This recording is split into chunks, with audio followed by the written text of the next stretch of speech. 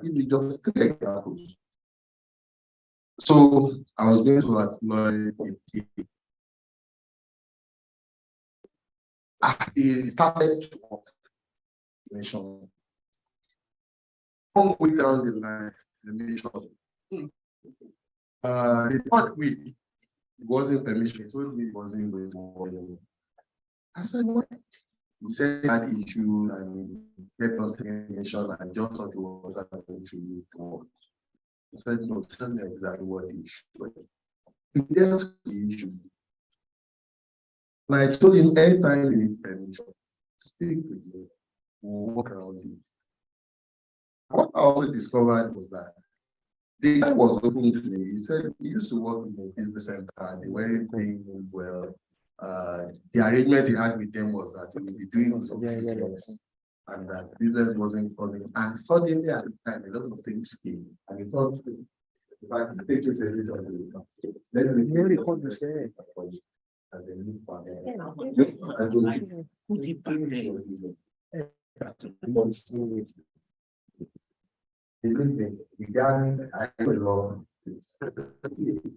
the guy is so intelligent that he does work well, and it's my next part. In fact, I'm taking it for you know what?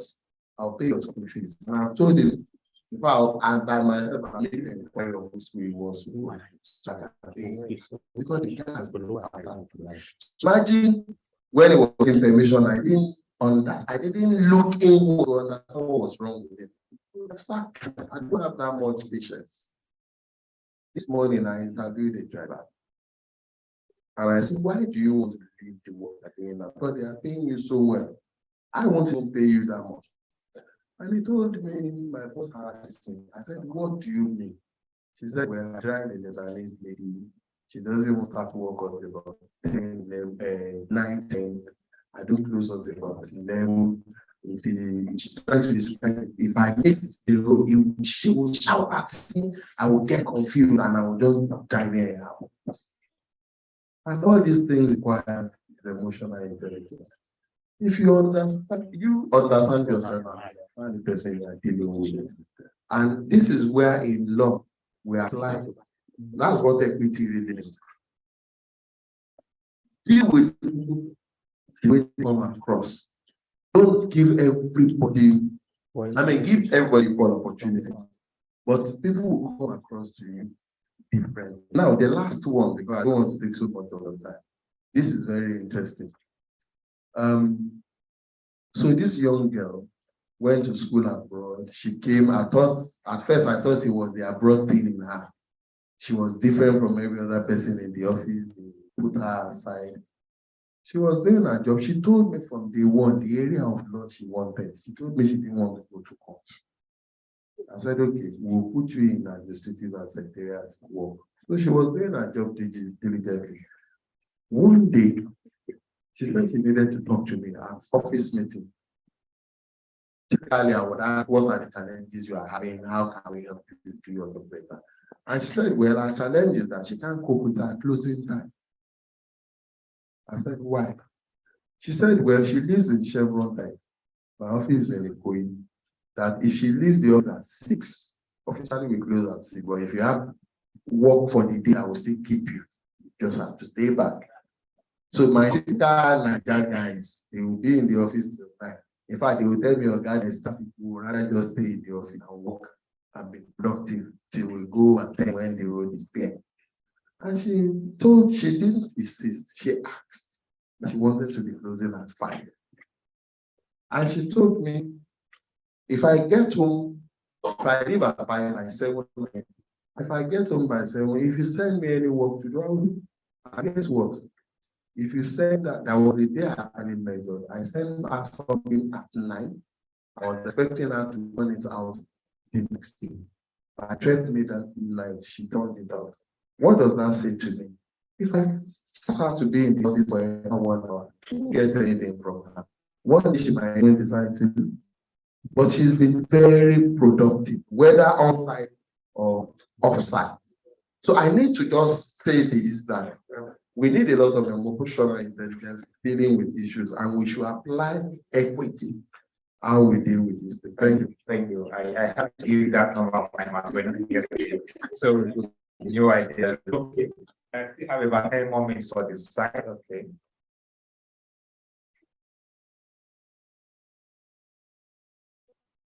Thank you. Good morning, everyone. My key takeaways about the NAP document and stuff. One of the panelists highlighted at very high level. We need to break it down so each stakeholder will develop SOPs so that it can be used. Otherwise, we cannot access the document. How does software gathering does that? It's not missing the beginning and so. Thank you. Thank you. That's why I asked.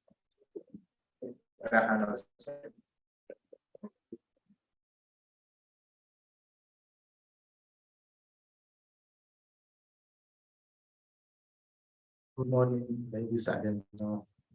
And my reflection has to do with to us as individuals and as corporate institutions. And I think the major thing we need to do is that we need to know that we have an image to protect as a business institution, NGO, government institution, or regulator, more especially to do with the business. However, the government tries to regulate operation of the business, provided that particular business owner is not ready to do what is expected of him, to make sure that he has done what is right. There is no way the regulator can get that person. Because like the example I gave yesterday, certain businesses, because they know they are violating, the time that they are expecting a regulator will be operating based on the standards that are required. But they know there are certain times, maybe in the night or any other or weekends or something like that, they will just come and operate based on where they want to. They know they are violating, but by that time, the government cannot see them, the regulators cannot see them. So what I think is just our decision as business owners or an institution to do what is right that will help us succeed. So however the government wants to regulate the operation of a particular business, it cannot do it provided that business owner is not ready to do what is right. So my point is that we need to know that we need first know what is right and try to do what is right. That is where our country will be better for us to benefit, and that is what we are expecting for a sustainable developed country. Thank you so much. Thank you. Thank you. I'll take my final one if there's any. Oh, okay. All right. Okay. I really don't have much to say. I think it's just a reminder, which is this last slide from the guy that I can't remember his name now. So I just want to quote that, and I think we all need to deny people their human rights is actually questioning their human existence. And if we have that at the back of our mind, I think we all do well to know when and when to stop when we are trying to deprive people of their rights. Thank you. Thank you. I think that should really emphasize denying people their human rights, essentially questioning their human existence. Thank you. I was just from what was saying, it's like it's more like you talked about a lot about business owners and government agencies and their vision and human rights. And I'm hoping that today we are going to touch on, employees and liberation, like from period to period, colleagues. I think we're going to talk about today because if there's just one MBO, then your colleagues are like five people. So if your MBO or your CEO is aware of human rights violations, it's challenging that area. What about the employee? You know if it was your employees or happening. We get that. Yes. So what happens in the case when an employee violates another employee's human rights? And then not the superior or the leader doing that. But I think the organization itself is still liable. We're supposed to have procedures. When there is a violation, the process of flow, how to get addressed, and even how to even prevent it within the aspect of work. That's why we can't take away the law of the I think like one thing we'll still have more conversations on it. Yeah, have us all. Thank you. So yesterday, my key takeaway was the part where there has to be an environment for the child. Yeah, we're talking about work then as opposed to in terms of the environment. But businesses also have rights, right? So like how communities are accountable when they come and like material to businesses. Like we have cases environment when this was happening. Communities did vandalize farm properties, like all of them are accountable for that.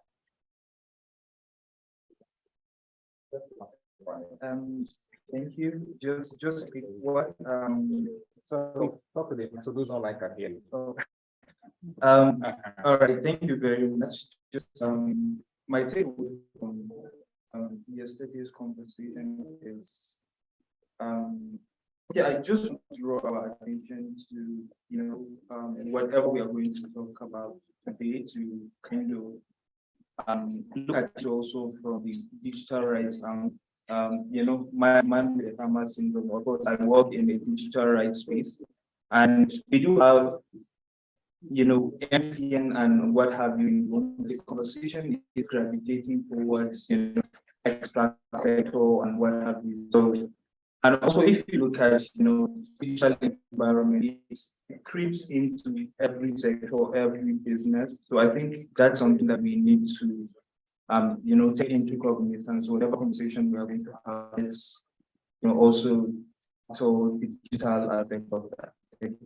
Thank you. I just to say, I think it was yesterday, but I think we think it's yesterday. The government's duty to protect is not just protecting the host communities or the citizens, they call it protecting the business themselves. And so they can play that role of protecting, but the businesses have rights to protect, and not just the consumers or the citizens. Okay, I have 2 months. Any other hand? Okay. Paper, please.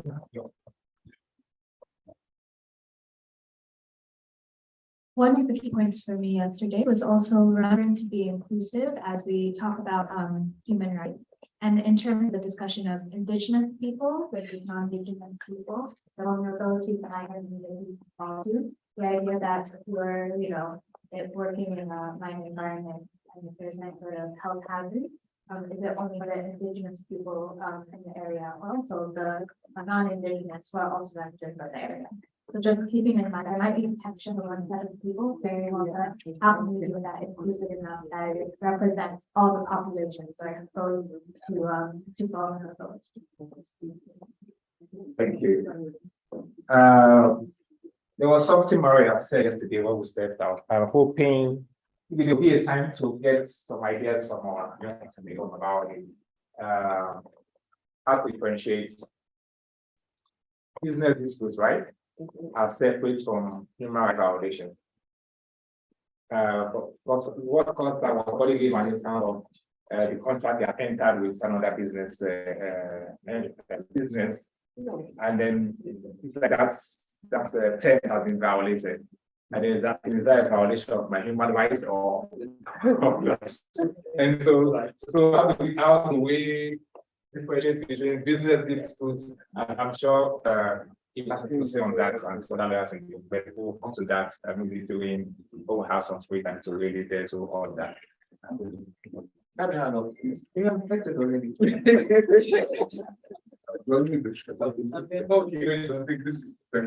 It's a lot. Sorry, I was just reflecting on the question, the comments that Mr. made. But I think that for today, really an area of interest which I'm close to this session we'll touch on is human rights support. Particularly what happens in second and third tier supply to the value chain. From what I see and experience, sometimes as primary businesses, sometimes you have to do subcontracts, and then we find that sometimes when you work hard in your space to maintain business and human rights principles, then what happens in the next in the value chain, second or third, or even primary business, that's where we find that sometimes violations seem to happen, those of raw materials and things like that. So I thought we will touch on it a little bit to see how that goes in, so we can build our knowledge. Thank you, sir. If you open that, you have just introduced the we're going to. Okay, and so what's the way to introduce the session? And so at this point, I would want to welcome the program specialist, the rule of law and human rights of the UNDP, Napoleon Inayaba, as it takes on rethinking human rights in supply chain. So thank you very much.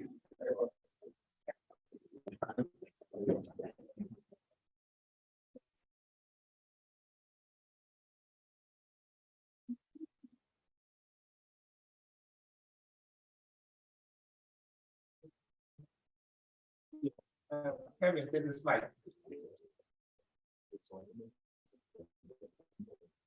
Okay, good morning. I say esteemed friends, because we're all participants here. And I see, having from here a lot of friends, colleagues here who have lots of wealth of experience. And I'm happy that business and human rights is not coming through to a lot of people and new ideas or something we haven't heard about before. Just as a way of introducing myself again, as Edosa has done, I work with the UNDP, and my daily role mainly focuses on human rights related issues and rule of law, although I'm not a lawyer. And today I'm going to basically start our discussion today with an experience I've had in the field. Sometimes in 2016, I took on a role with one of the foreign missions in Nigeria. And for you to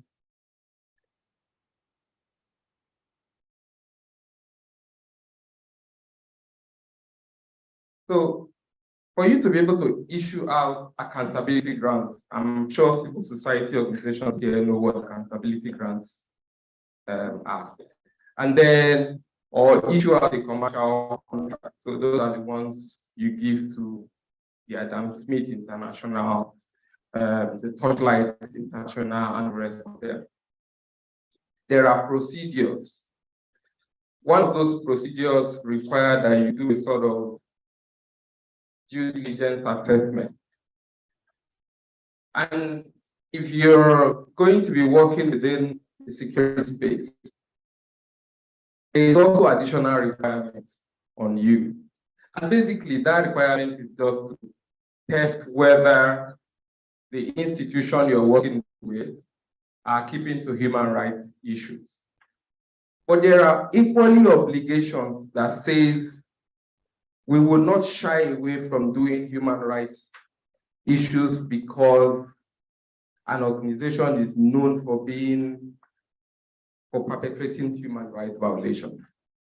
So the argument is that when you do human rights interventions, by implication, you're trying to educate and empower people not to violate others again. So we have these projects ongoing. Fast forward. Has broken.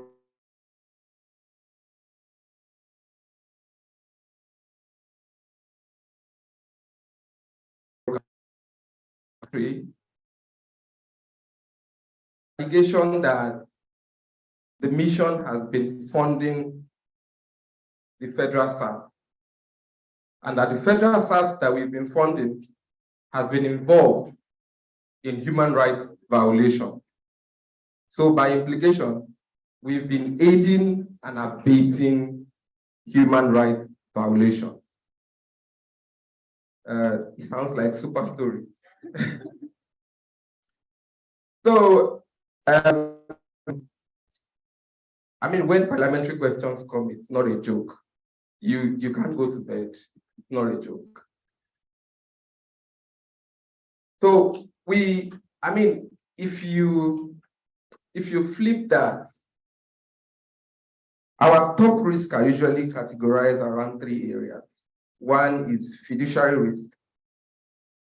Second has to do with operational risk, and then reputational risk. You see, they don't play with any of these 3 risks. But reputation is something that really matters a lot to them, because that determines whether people will have confidence in the institution, in what you're doing and everything. So they don't play with it at all. Flip that to a private entity with consumers who are very conscious of rights issues, right? With regards to organizations that are either offering services to them or producing what they consume. They would just start moving away from that institution. And so basically, what I'm trying to talk about is the fact that if you look through the supply chain as an organization, you cannot just say, I have done everything regarding human rights, respect for human rights within my own entity, and so I am okay. People who participate in your supply chain does matter as well. Because you could be accused of financing organizations that have been involved in human rights violation. By implication, you are only doing the same thing.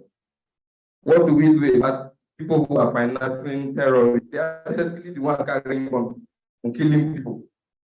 But they are supplying funds and or whatever they're engaging, finances that are into terrorists and are using it to perpetrate violence. It's the same thing that applies in this case. With that story, I will come to the issue of today.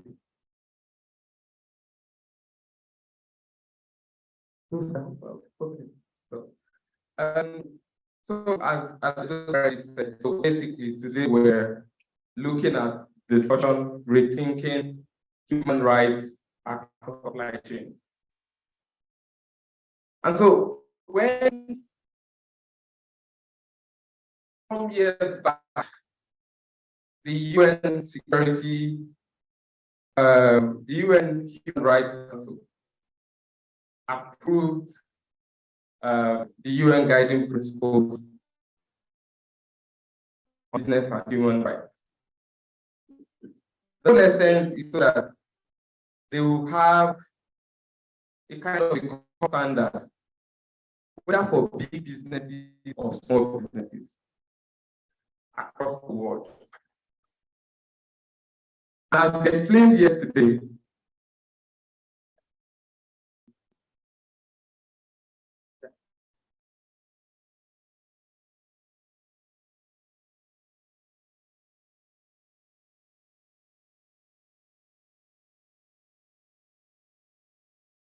so you would see that the whole idea is grounded, as explained yesterday, on 3 pillars. And these pillars cover one of it is protect, and we already said that the duty to protect rests with the government. And they also respect, and the responsibility to respect rest with what the business. And yesterday we did say that government is equally involved in that business, right? Is that not what we agreed yesterday? That government was involved. And of course, the last one is the remedy.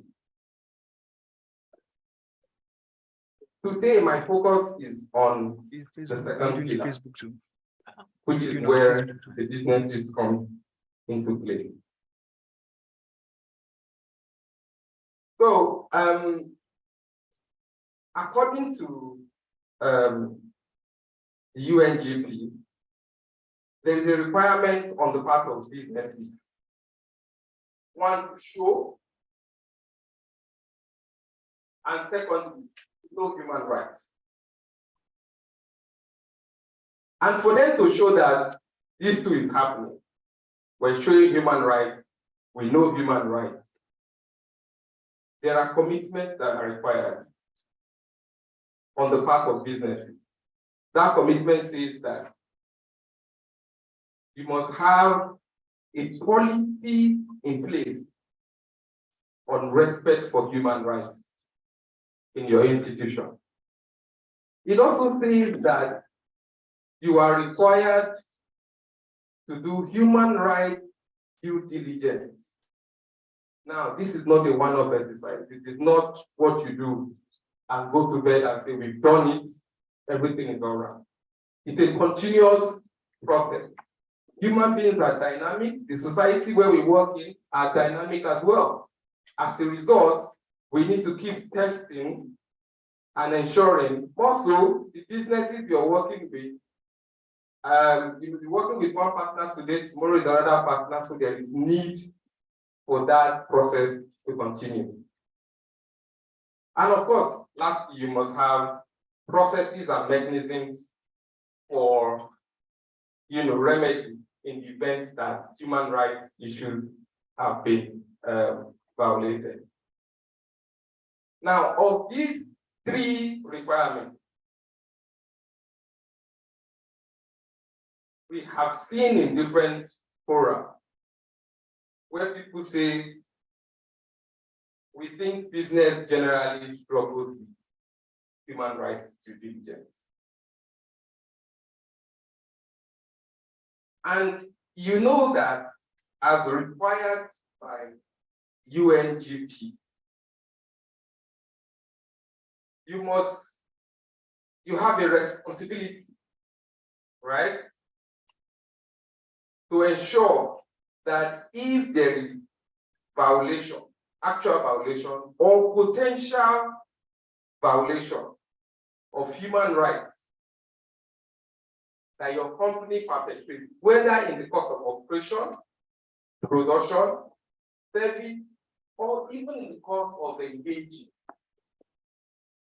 with institutions. First thing first, you don't even allow it to happen, right? Your first requirement is to avoid that sort of human rights violation. Of course, when it happens, we said it already, that there should be some sort of remedy. So in order to ensure that this is not happening, you have to do that human rights impact sort of assessment. Now, there are key steps that are required in terms of getting this done. This is not necessary to say there is a template on how this should be done, but this is basically to say, that businesses in doing this first need to wear the hat of human rights, right? And that all your approaches must have a human right embedded in it. So when you decide to do, say, a research, for instance, on how your business is impacting on the environment, it has to have what? A human rights sort of lens. So you shouldn't look at it purely from environment perspective. But there's also a requirement that sometimes you want to probably just focus on purely human rights sort of impact assessment of your business. Second thing in terms of human rights due diligence, there's a requirement that once your impact assessment is done, right, you have to look at ways of responding on the findings of those impact assessments. So, in doing so, you have to look at, we have done this, we've done that, we've done that. We shouldn't necessarily just restrict it to say this is how we address human rights alone. You should spread it across every other lens. People have talked about when a colleague is abusing me, what should I do, right? When I'm doing this in the office, somebody else results into human rights abuse, what should I do? So you have to mainstream all your sort of findings into every areas of your organization. And yesterday, one of our speakers said something. I had to fire a colleague who was kind of inclined to marry, is it a minor? The explanation one of our colleagues gave yesterday. The reality is that organizations have obligation to, one, make budgets available, two, make policies, put policies in place, three, ensure training for personnel so that they know all that was applied, right? So the third thing is that besides your impact assessment, you must do tracking and monitoring. Now, tracking and monitoring of the effectiveness of your response should be an ongoing process. It is important that in doing this, I think there were a lot of people who were talking about independent sort of assessments yesterday in this meeting.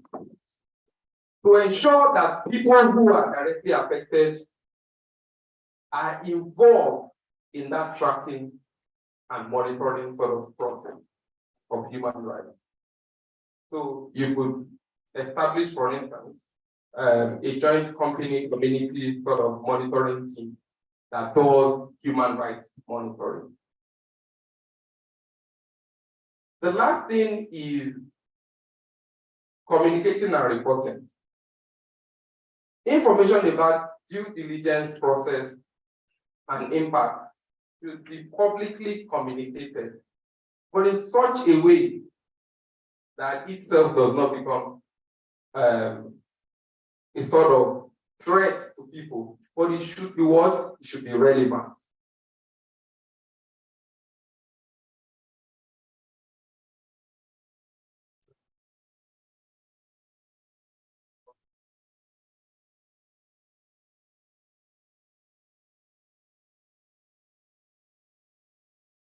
So, why is human rights due diligence supply thing? Why is it important? I mean, one is because it is the right thing to do, right? Our auntie here quoted, I mean, we echo the quote from yesterday's presentation. It is the right thing to do. I want to be respected, so I should respect someone else as well, right? Second is that business generally benefits. When we had this conversation yesterday, people said it has to be driven by data. I think that's a challenge for all of us in terms of how do we start looking into data on data set on how has business followed through with human rights issues and of what impact has that had on businesses. And I made mention to our presenter yesterday when we were having a side chat. I said, well, if you look at some big businesses in Nigeria, they are now building foundation. They now have sort of reaching out to people and their interest, projecting themselves in a sort of human rights, youthful sort of things that align with modern thinking. But we need that data to help us tell whether that is contributing to the benefit for those sort of organizations. Of course, the global world, there's the African Free Trade Agreement, which means we now operate across the continents. A lot of Nigerian businesses are going to the West beyond Africa. The standard you maintain at home matters a lot in the places where you are going to.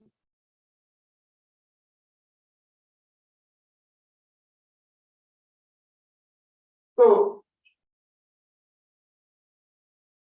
in applying human rights due diligence in supply chain, these are some of the things I feel are very important.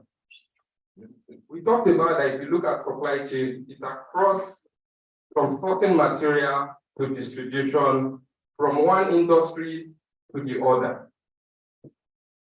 It is important that you know, as a business, as an organization, the people you are engaging with, that for instance, they are not into child labor, because that could backfire on you. We already highlighted the importance of that, right? Second point, you need to do your audits and due diligence. We already highlighted the importance of doing audit and due diligence to kind of understand the other organizations you work with in your supply chain, just to be sure that they also are into human rights issues as well.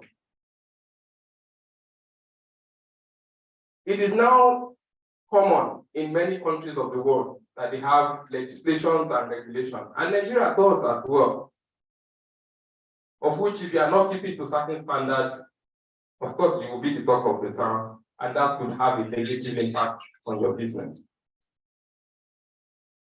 We also talked about one of the ways to mitigate human rights violations within your institution is to ensure that people are empowered to know right and wrong.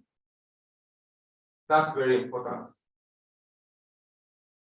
Second, we've seen a lot of companies that are now saying we will not accept certain products from certain locations because we have suspicion that those products are being used to finance conflicts. Those products are being used to finance what the world would refer as an aberration. We also have a lot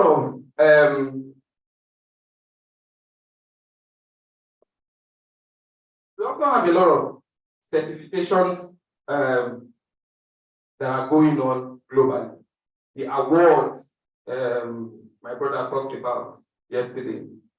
And of course, if NITI were to be giving awards on, transparency within the extractive industry and all of that, basically telling the world that this is the organization to do business with.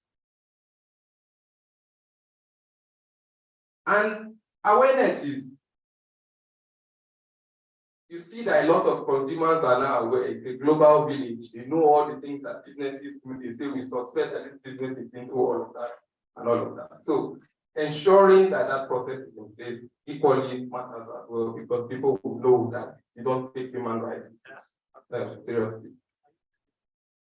And of course, we have lists of organizations that have basically, over time, now introduce all of these sort of policies.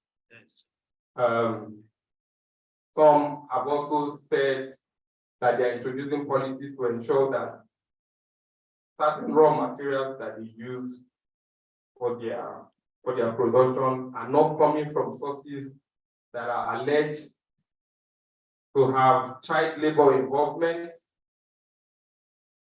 that they are using to finance conflicts and the rest of it.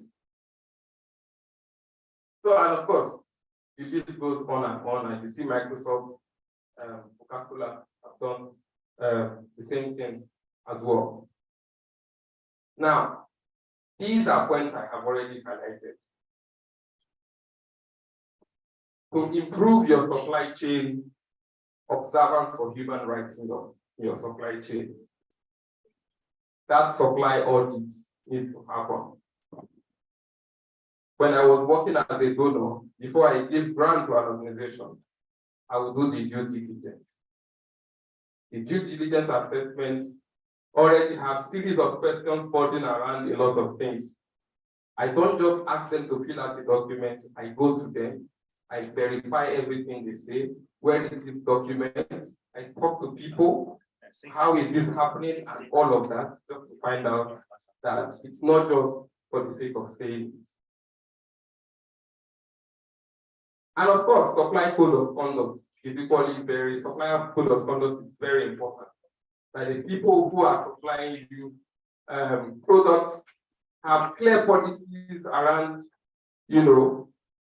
bullying and harassment, safeguard policies, and all of those things are all in place. We've emphasized the importance of capacity building, especially for staff. And of course, responsible sourcing, which we just made reference to from the likes of Nestle and Coca-Cola and all of that. And of course, technology and innovation is equally critical in terms of monitoring things and just to have a second thought of things. So this is where I'll stop. I'm conscious the organizers have told me my time is up. Well, thank you all for your time, and I hope this has been useful.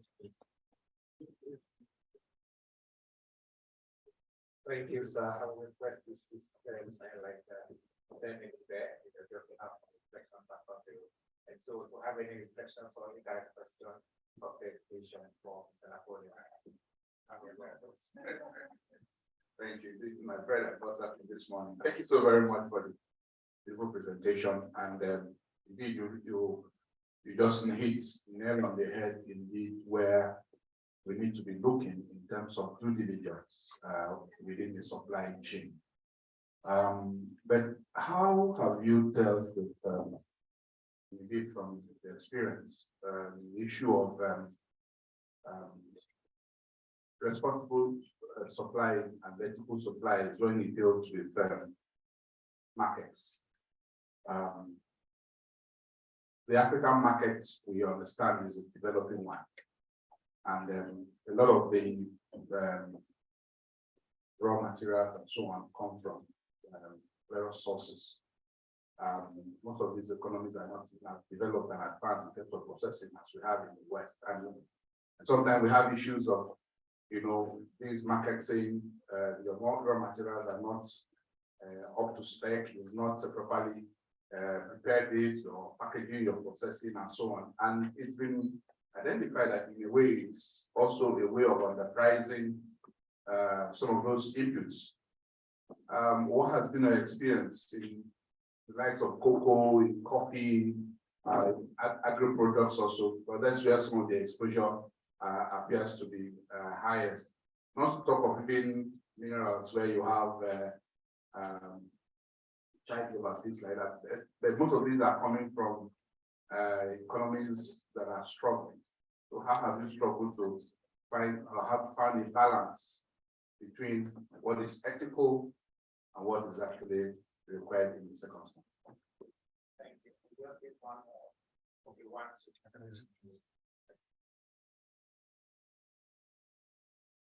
Yeah, good morning. Yeah, I go back to the point on businesses tracking the impacts for human rights to the wider issues on businesses. Using data. And one thing I have observed and you all know is that most companies, if you check schools of postgraduate, it's almost like cut a piece of the same thing. They're going to talk about diversity and inclusion, which means that they are against discrimination. Some of them talk about gender, in terms of that diversity, which is that we like to they are mainstreaming gender issues. We talk about professional empowerment, which means that they are against violating the rights of people when it comes to the access to the common fundamental resources. We talk about many things, workplace practices that gives the start from level of comfort and a good working environment to work, which all these things are more like, if you interpret them in the context of human rights, they've essentially captured a good chunk of the ILO declaration, fundamental principles of rights at work. It captured a good essence of what all of us are talking about. Question is, to what extent are they following this code of conduct that we have? So the starting point, the code of conduct, people is not called a human rights thing. It's actually captured the whole essence of any human rights aspect of our discussion that is being discussed. So I think the whole issue of data is we are not too far from being able to have the data that is required. If organizations that are a separate line of business, let me put it like that, research think tanks want to delve into the issue, they can actually delve into the issue and begin to generate data that can be used to differentiate companies in terms of this practices. Most of the reporting that is reporting requirements already covered this, so we should not drop our hands to say that it will be difficult. So it's actually an opportunity. Somebody take up the man to prove further in terms of how are you guys living up to these principles and how it is affected. So the last Deloitte does annual survey to CEOs globally, and they find out what are those things that are important to see, and it is news. So there are a lot of things instead of this Western mimicry, whereby all the case studies and the examples you cite on this topic are actually what is happening globally. There is a lot of under research and underexploited information that can be used to address our own realities in Nigeria. And I think that is where institutions that are better placed can do a lot more work. And we need to, there is no other solution than to look for how to gather the information and to differentiate companies. Thanks. Thank you. I'll take the last one and then. Okay, thank you. Good morning. Talking about due diligence, supply chain, the presenter talked about the duty to protect, which it said lies with government. And here we are in this country, where we have a president, of course, about 109 senators mocking and insulting the intelligence of the entire Nigerians about whether we should be allowed to breathe. In fact, this was even tabled at the National Assembly where they called for a report on whether Nigerians should be allowed to breathe or not. Personally, I feel highly insulted. I want to believe every reasonable Nigerian will feel the way I'm feeling. Please, what do you think this is, and what is your view as regards to whether we should be allowed to breathe or not?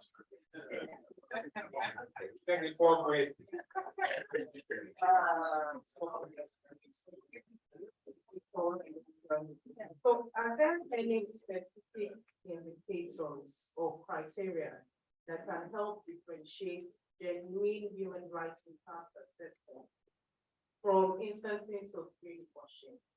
Now, I see quite a number of things that corporate entities are doing to push forward and give that whole PR output. It would be nice to hear from you as to how you have been able to identify in specific metrics, line items that you look at to be able to differentiate greenwashing from greenwashing. Thank you.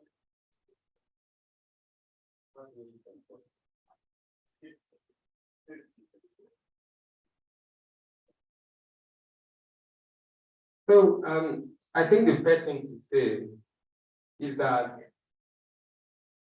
the UN guiding principles have been put in place to create a common standard across the globe, irrespective of the size of the business, right? But we understand that the quality of those standards across different countries and continents differs. And in responding to your question, sir, the reality is that Nigeria is a peculiar environment, right? So I have not been a businessman. I have worked on the civil society side of things. And I can tell you from that point of view, what we have tried to do. Now, I've worked as a civil society activist, I've worked as a donor, and now I work with a multilateral institution. And I can share with you the three experiences I've had. The truth is that it is not always an excellent situation, sir. Frankly, it is not always an excellent situation. But as we always say when we do the due diligence helps you identify gaps. The institutions will tell you we are doing X and X. But by the time you start verifying, you will start seeing those gaps. For instance, they will say we have a system for whistleblowing within the system. But in reality, nobody can speak up in that organization. You are at the mercy of the executive director or the director of that organization. So basically, when we find out that sort of thing, and of course, if you want to give people money, they are willing to do a lot of things. I won't lie to you. If you want to give people money, you will allow for a lot of things. One of those things is that you could actually do a kind of anonymous sort of survey. You will do it. It will not go to the entity. It will come to you as a donor. Because they are suffering. They open up to you. Don't forget about what we said in terms of communicating and reporting. You do not you communicate what is relevant, but you do not communicate in such a way that it undermines or exposes the other person to further risk. So basically, what that does for us is that it helps us to say, and you know, when you do a due diligence, it comes with recommendations. Recommendations have specific recommendations and timeline. So you have those in place, and then you can come back after, say, 6 months, 1 year, to say you are doing that same assessment. None of the outcome of the assessment goes to the organization. It comes to you as a donor. So on the basis of that, you can decide at some point that we're sorry, we cannot continue with you. Because by obligation, you could say this organization has reputation for doing this. We want to work with them to achieve this goal, but we have found that they have this gap. We will work with them in the next 1 year, to see if they can address this gap. When they cannot address, we discontinue with them. So most organizations in Nigeria, from a civil society perspective, comply because they know that if they don't do it, they will never get funding. Right? So I cannot speak about it in terms of how businesses are ensuring that balance that you talked about, because I'm not into the formal business sector, unfortunately, right? But I can talk about it from that perspective. And sir, I think the point you made is more of a comment than a question. Thank you so much. So I completely align myself with that. And I think it's a challenge for many organizations, especially the ones that are into innovation and data sort of gathering and crunching, to sort of start looking at creative ways of generating data sets you talked about, which is very useful. And over the time, it will strengthen transparency in the system. Because if organizations know that certain things that are happening within their system are making it through to the public, you will start being deliberate. So yeah, independent evaluation is a very sad. Unfortunately, the point around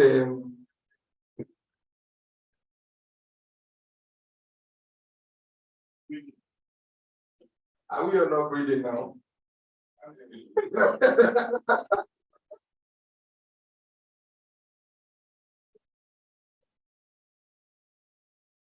So if you want to say we're not breathing, it means there's a new meaning of that word, right? And unfortunately, I don't have capacity to. So, my sister, I think the point I made to my senior brother here also respond to the point you raised. People, before you give out money to institutions, you need to also go beyond the books as an institution that is working with another organization, right? You need to go beyond the books. It is not sufficient to say we're doing this, we're doing that. You have to find ways of verifying. If you run into some of your relatives who are into contracting, when they're about to get one contract, you know the way they talk about it and the way the thing excites them, right? So I feel the appropriate thing is that through that chain, organizations have responsibility to properly interrogate whatever they are told and given. It needs to go beyond the books, and there are many ways of testing it nowadays, right? So that would be the direct answer to the question you have asked. That it needs to go beyond the books in terms of that supply chain. Thank you all. Very much. Thank you. This is some of our discussion about today, the policy advisory on the subsidy removal yesterday. I don't have a lot to check. We went to their site. Yes, if only we actually put that policy on, we're talking about whether we should do it or not. Actually, we're not talking about very public. All right. So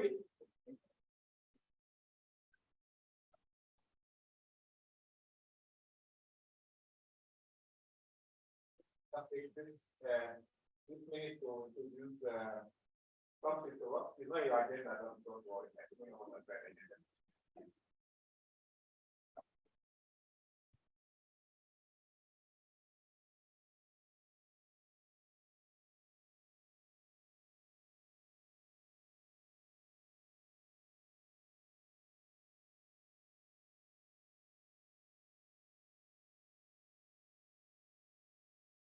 Hi everyone.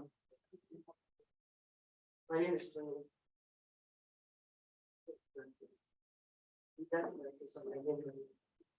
So this 2-day conversation is very much the tip of the iceberg.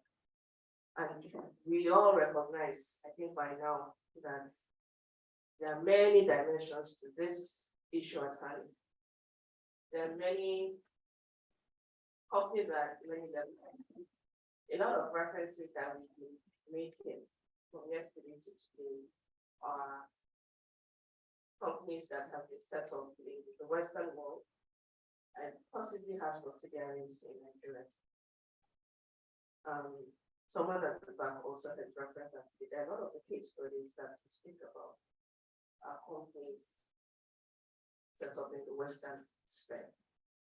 So as the UN Global Compact, we launched an accelerator, a business on human rights accelerator. We do have many other accelerators on climate, on gender, on SDG development, sustainability development in your companies and things like that. But for the first time this year, we launched the business and human rights accelerator for the very first time. We did not launch it in Nigeria. We launched in other countries across the world, about 35 countries, if I'm not mistaken. Because for me as programs lead, it's not everything that it just implements. have to understand the locality, the localization of that document or that accelerator of that program. And is it a really dirty? If you go to a lot of companies today and you bring an accelerator on climate environment, it's a hot topic. Or corporate governance is a hot topic. But after and as at the time when we were to start this in January, the NAPHR was not passed by the president. So there was no extra drive, or there was no basis if the government has not even done anything with implementing the NAPHR. So basically, if I'm speaking to any company here about the VHR accelerator, it would just be out of the niceness, I'll put it that way, that you say, let's take this on. There are many other things that are being regulated by. There are other things that are taking more priority when it comes to the agenda and setting for the organization. But now, the NAPHR has been, the NAP has been passed. And I know that enforcement on it has not necessarily started. But I think it is a good opportunity to set yourself ahead of the game. And for me, my core mandates, I'm fully Nigerian. My core mandates, when we're having these conversations, I feel very pained. And this is not theoretical conversations. When the whole UN Global Compact comes together and Africa doesn't necessarily have a lot to say. And doesn't have the narrative of we are being neglected. I'm not responding to that. The narrative of we are being neglected is not how I want to respond. I want to respond to this is what I have for Nigeria. This is what we have for Africa. And then I cannot fight you if you don't give me that platform. That is where I would live. But the responsibility on us to actually do what it is that we need to do. So let me just quickly introduce what the Business and Human Rights Accelerator is about. A 2-day training cannot do this. This program is a 6-month training program for organizations on how to do things like this. Next slide, please.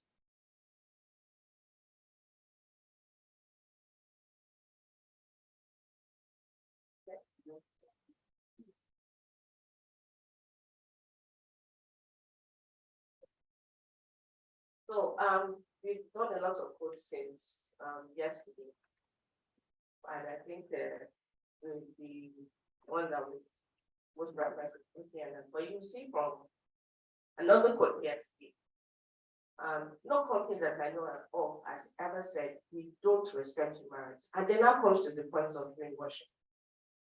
Every company will put it out there for the benefit of PR to say we do respect human rights. And here, Mr. Robbie says, my question was, how do you know that you respect human rights? And how can you show that you do? Do you have systems in place that would allow you to back that claim? So beyond policies, beyond just policies, your processes and all of that. The accelerator, this is just a rundown of the rationale, because we've already established as a matter of fact that human rights are inherent to all people. Business has a responsibility to promote dignity and equality for all by respecting human rights and labor rights. This, like I've already said, there's a gap when it comes to human rights related matters in terms of aspirations and actual business action. If it's climate, a lot of companies are already doing a lot when it comes to climate matters, gender matters, procurement, gender procurement lens, and things like that. But there's still a significant gap. You see, our internal research has shown that while more than 90% of UN Global Compact business participants have human rights policies in place, companies to have policies, only 18% conduct human rights impact assessments, which has been a lot of the conversation that we're seeing in that data. What is the impact assessment of human rights of your business? The last point, while many companies may believe they are following through on their human rights commitments, a robust human rights due diligence process enables businesses to take action to know and show they respect human rights. And for us at the UN Global Compact, we like to say, we are not a biting dog. We are not the enforcement agency. We are not even a rating agency. So we are not here to rate you. We are not here to if there's anything not going right, we're actually just here to guide.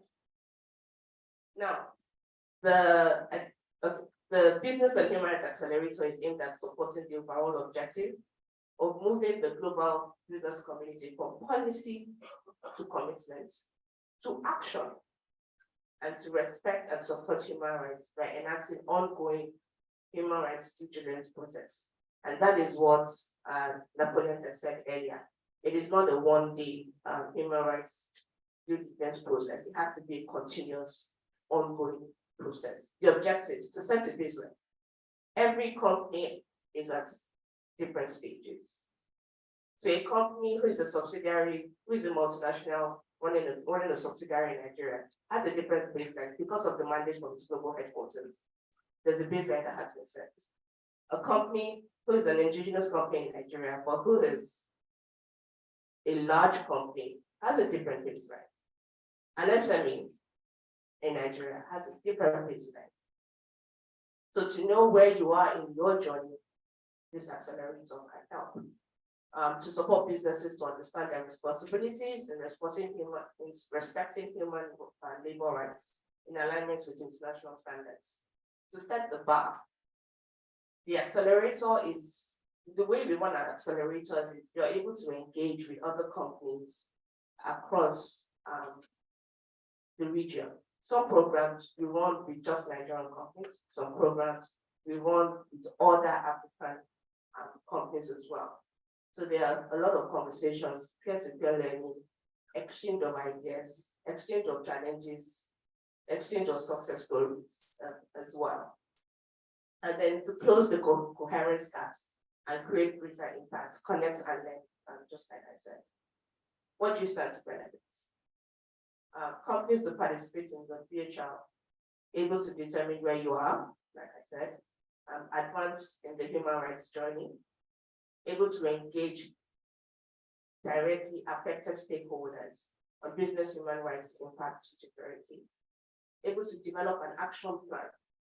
Yes, there are issues, no organization is perfect, but how do you then, and how do you then set that action plan towards improvements, especially to mitigate salient human rights impacts?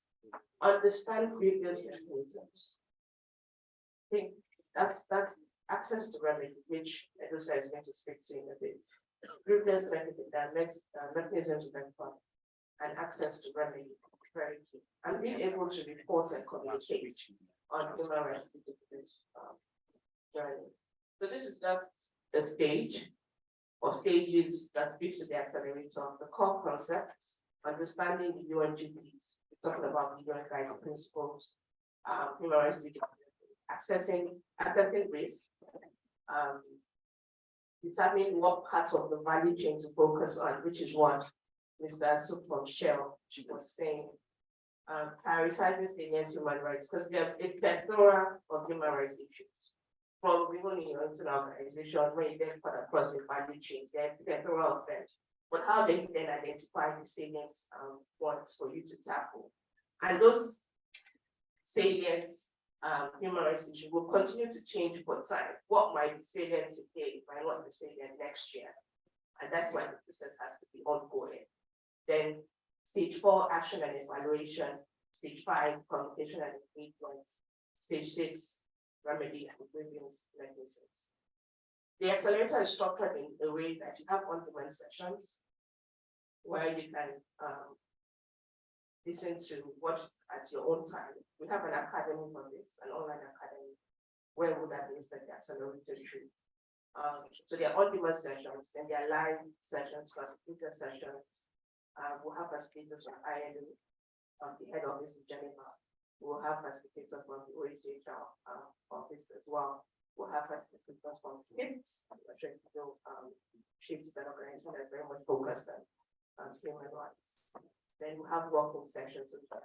So this is a lot of information. We're just talking about the text, the accelerator structure and stages, the courses, the deep dives, which are more like going in depth into topics or conversations that you've already read on. Yes, basically, and this is when the program is starting. It's actually kicking off in February next year. But we usually take registration up until October, and then for up until November, December, thereabouts. And then January is the onboarding period, and then the accelerator commences in February, and then we're done by July. I'm not sure if Napoleon is still here. Is Napoleon still here? Okay, so there's usually a business and human rights summit. This year we're having a business and human rights summit in Addis next month. So we usually like to run this before the program ends, before the summit, the business and human rights summit by OCHR. And I think next year it will be around the same period, maybe September, October, so that we can also give our organization the opportunity to engage with other companies that will be at the Business and Human Rights Summit. So that's just a snapshot of the accelerator. I'm not sure if anybody has questions. How about to join? Any questions before I was to join? Okay,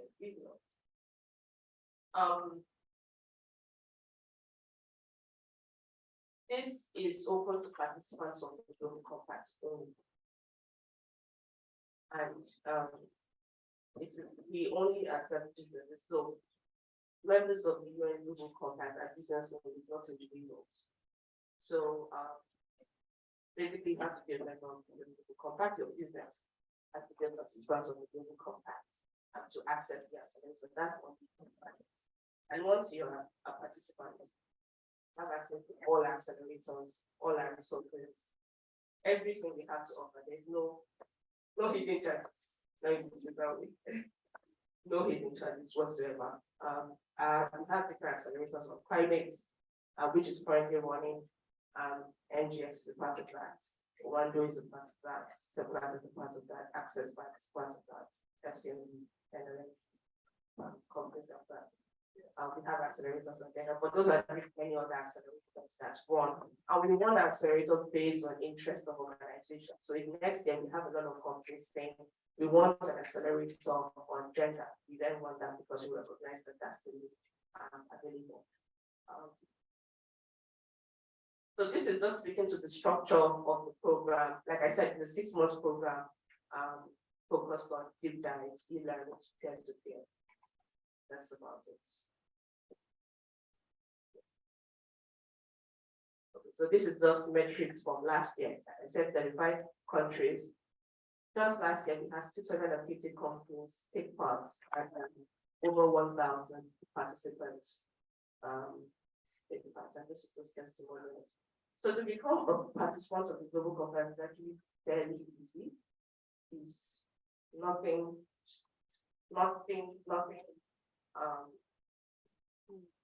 extraordinary. What we usually just do is there's an application process. If you go through this document, that's what shares to you yesterday. Thank you very much. This value proposition that we shared to you yesterday. It has this accelerator should be in it, and then it has an information at the back that's in the going on. And you see our email over the website on how to start. And if you have any further questions, please yes, I hear question.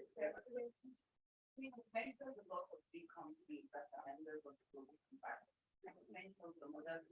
Oh yes, yeah. Okay. The truth about it is, worldwide, our membership base of the UN Global Compact, I think large companies make about 20%. A lot more smaller companies, 70%. And even in Nigeria, the larger companies make about 10%, 80% SMEs. So we do have national network capital new resources, auto check, auto check. We have another auto check.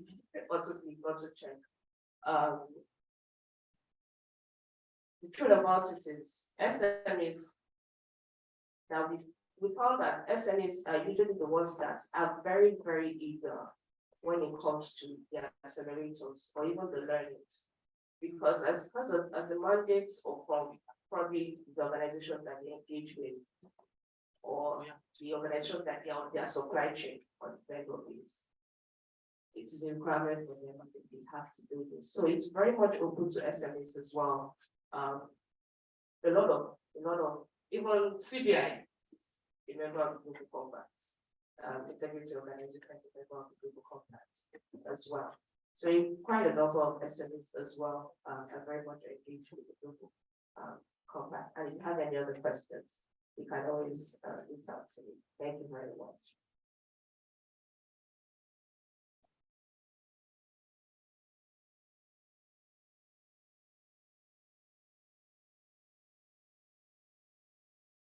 Okay, so as you said, for that information, please engage with Tony before you go.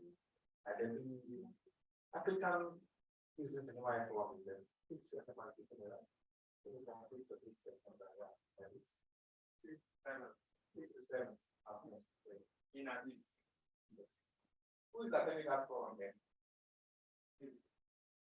The African business and why forum.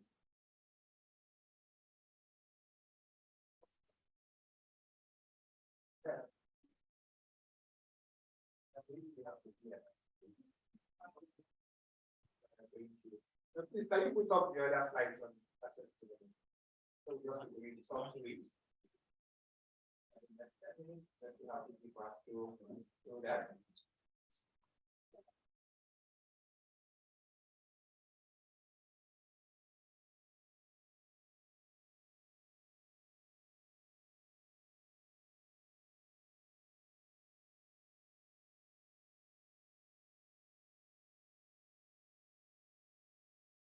Okay, so as like couple, and we yesterday we looked at first pillar, which was the text, and then we looked at second pillar, to respect.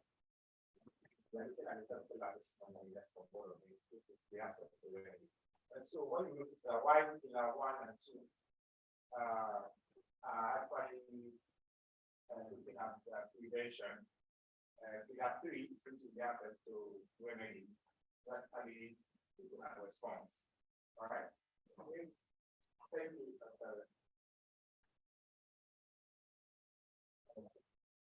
So pillar 3 days will be the asset prevention for organizations or persons who are victims of adverse impact of business operation. And so the NAP, the action plan of the HRO, the NAP actually provides 3 framework for achieving this response. And the first one is talking about judicial mechanisms. For the second one is looking at the judicial mechanisms. The third one is the non-state-based grievance mechanisms. So in all of these three recognize the legal, the administrative, the judicial, and of course the non-judicial remedy law. But this is a lot of responsibility on the national working group. As a matter of fact, the NAP itself will not have any right without the national working group. And that is what I'm trying to express yesterday. That is why one key responsibility for all of us to see how we all use our various channels of advocacy and lobbying to get the national working group inaugurated as quickly as possible. Because the responsibility of making sure this not have like everything solely on the national working group. So if you're looking at the judicial, the NAP recognizes from the challenges associated with with general justice. And that is why it's looking at other mechanisms, another mechanism. So we recognize the fact that we have a delay in the judicial processes, so the appearing political interference, the lack of judicial independence and lot of that. But equally, what the NAP is saying is that the National Working Group carry out an intensive advocacy to the judiciary to say that issues that have to do with business and human rights violation are daily serious resolution to cases and daily serious resolution. And then they are typically talking about the National Working Group, exploring other strategic litigation. And that is, for example, taking up litigation in the host country, not talking about host countries, in the country, the original country of the continent, and they have to be able to happen. Taking up the litigation in those countries as well. And then we're going to talk about the role that the Nigerian Bar Association will play in all of this, working with national government, so as to provide service, legal service for individuals or communities whose rights have been violated, but don't have the means, the resources to seek treatment as well.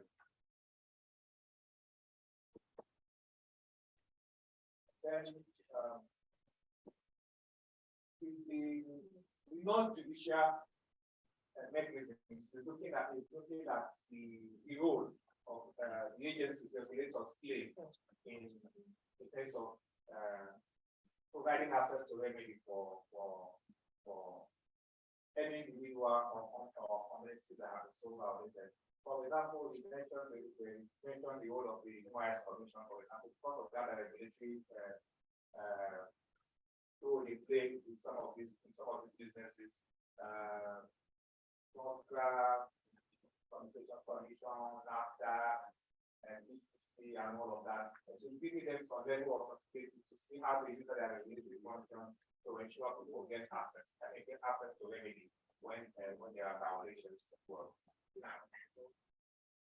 And then of course the non-food grievance mechanisms start looking at other means and other ways of I think what we can do for that language to use. Mediation, thank you. Using the mediation, the non-predictive measures now of ensuring that there is remedy for cases where there are violations of human rights in business activities. And so, in summary, this is what the access to remedy is looking at. It's building on three main pillars there, including a training framework, which is the judicial mechanism, the non-judicial mechanism, and the non-state-based grievance mechanism. And so, as I said, I want to talk with academics. And just that's the actually it's actually like, as I said, is the response. So I think the action plan is deliberate, putting more emphasis on the prevention, which is pillar 1 and pillar 2. To see that we don't have violations in the first place. So what happens that we don't have any violations and we don't follow the action. The rest is like the sense we are creating, don't have into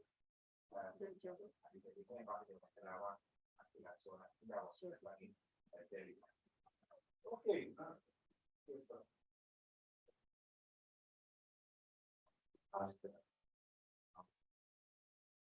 We talked about 1, 2, 3.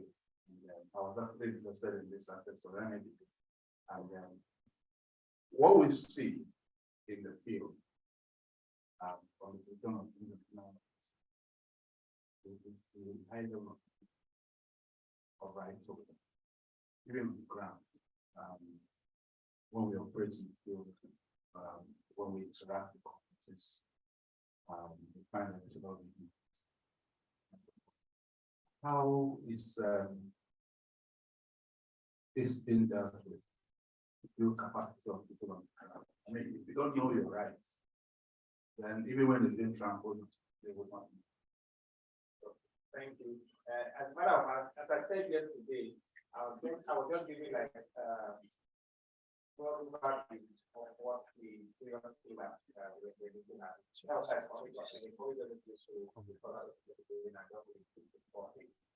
they have strategies that we listed, strategies that the working group will adopt in terms of achieving this, I couldn't put all of them out here. So they are able to capacity building for different stakeholders. The businesses themselves, giving their capacity to understand the whole content, the communities that the right holders now, different communities, their capacity building, they are going to adopt all of that as well. And there are sensitization programs that we want to do. So there are just different strategies that they've actually developed, which are some of the strategies that will be deployed or employed in the process of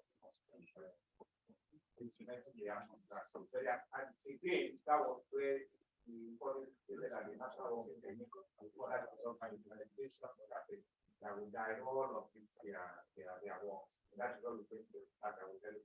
We have a plan to draft already. I want to see how we implement that plan so that we have a draft implementation plan. Which is going to look at the by the time the working group is just completed, they already have the working document. So we're going to take another 1-2 years to try to put on the plan.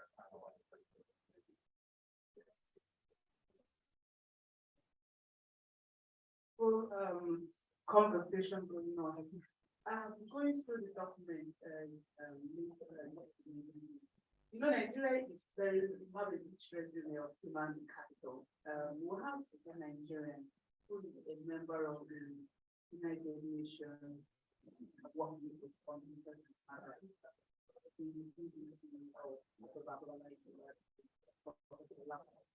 and he was on the immediate act for before that was just resolved. I've been trying to track him, his present day in Qatar.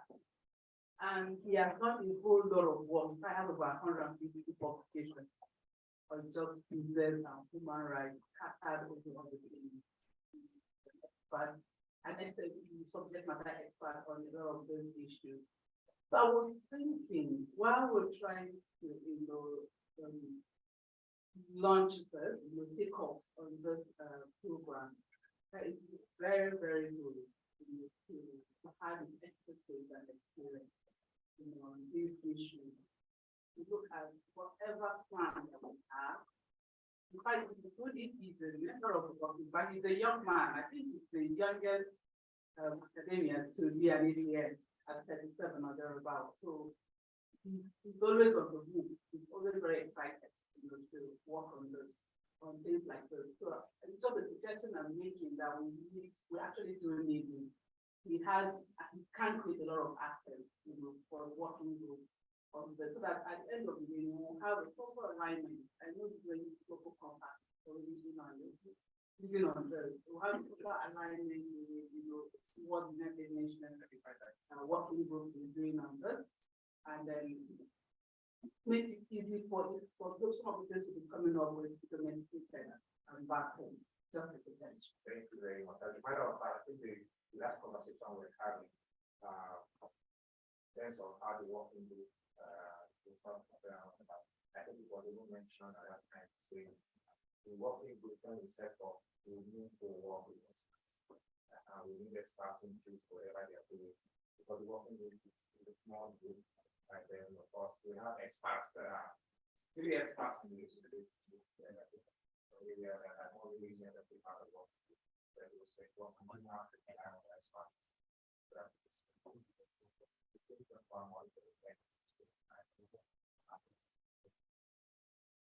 Okay, thank you. So there is a suggestion in the room that I will need to get everyone's concept on that. Say we're supposed to break for tea now and then come back for the panel dialogue before we have the body because I want to walk. So please say to read your panel dialogue for tea and then come back to tea. I don't think that last session where you can walk for the reason.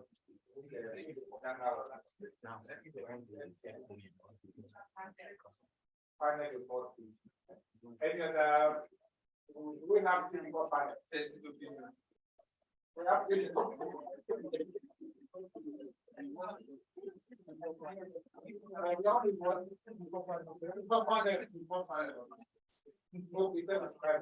Okay, let us take 10 minutes, please. 10 minutes, please, to have come by so that we can All right, so please, we'll do like that today, right? Those so let's start from the back. Four things that the back, you just go on for we can't actually speed of like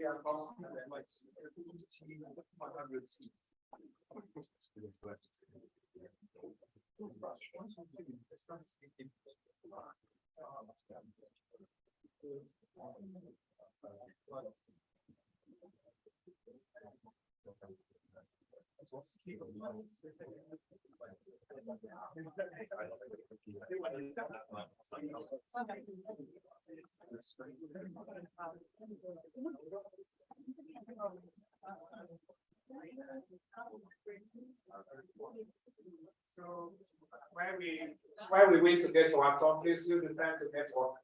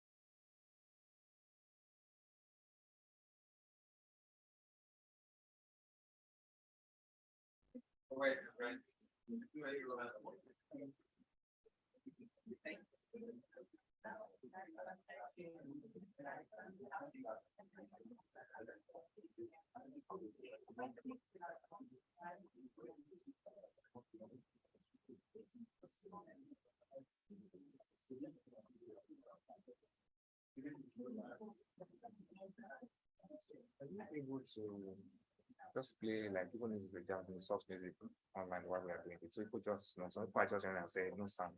So they know that we are on break. I put it on break, they get it, they'll be hearing something. Yeah, they must be thinking so.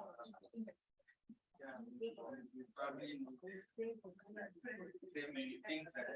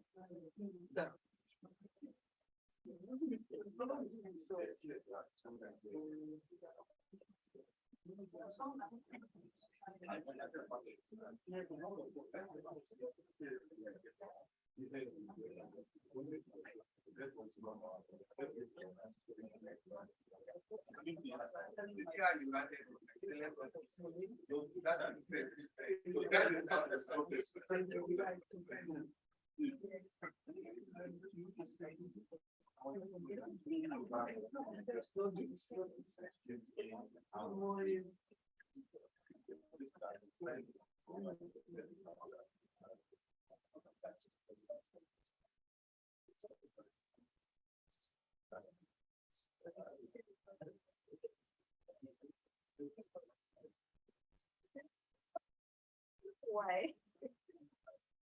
Why should I agree to do that? I'm sorry, no,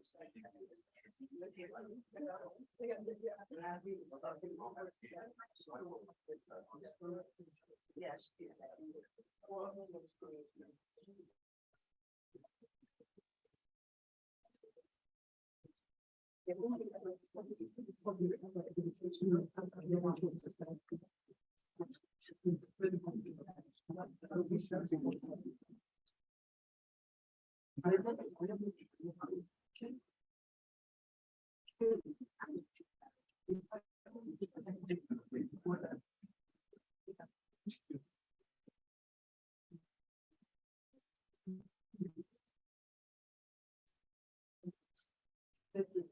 Please help me listen. Is the music playing?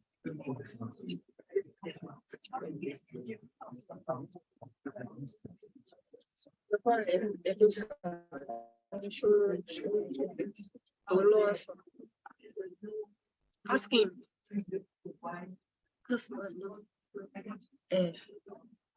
Confirm if it's playing.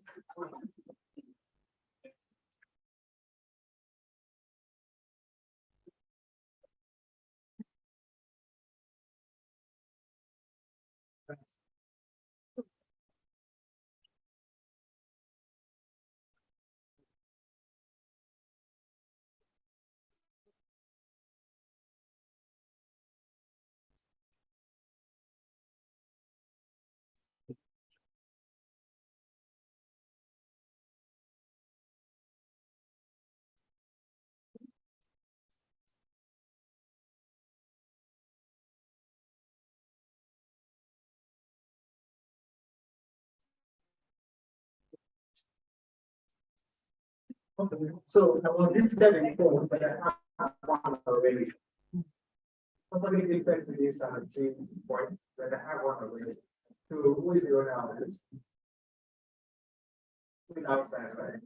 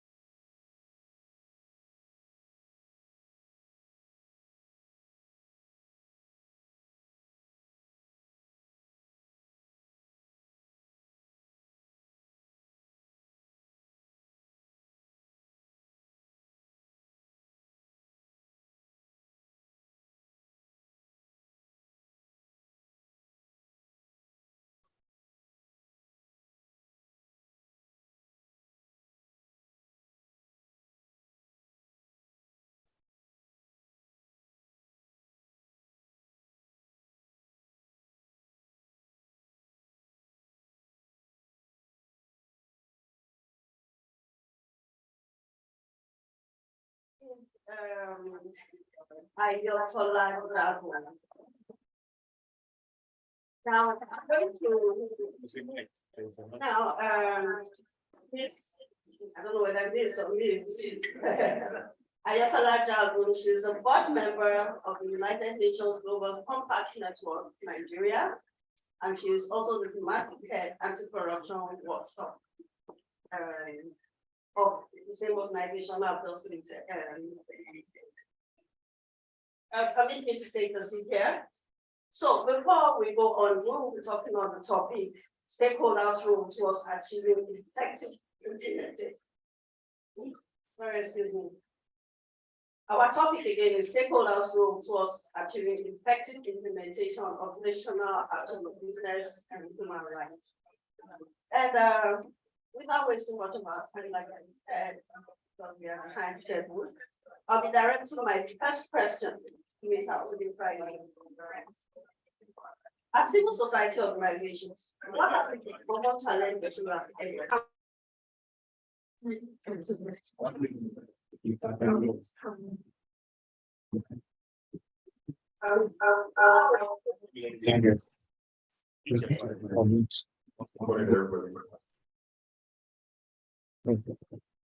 Very excited.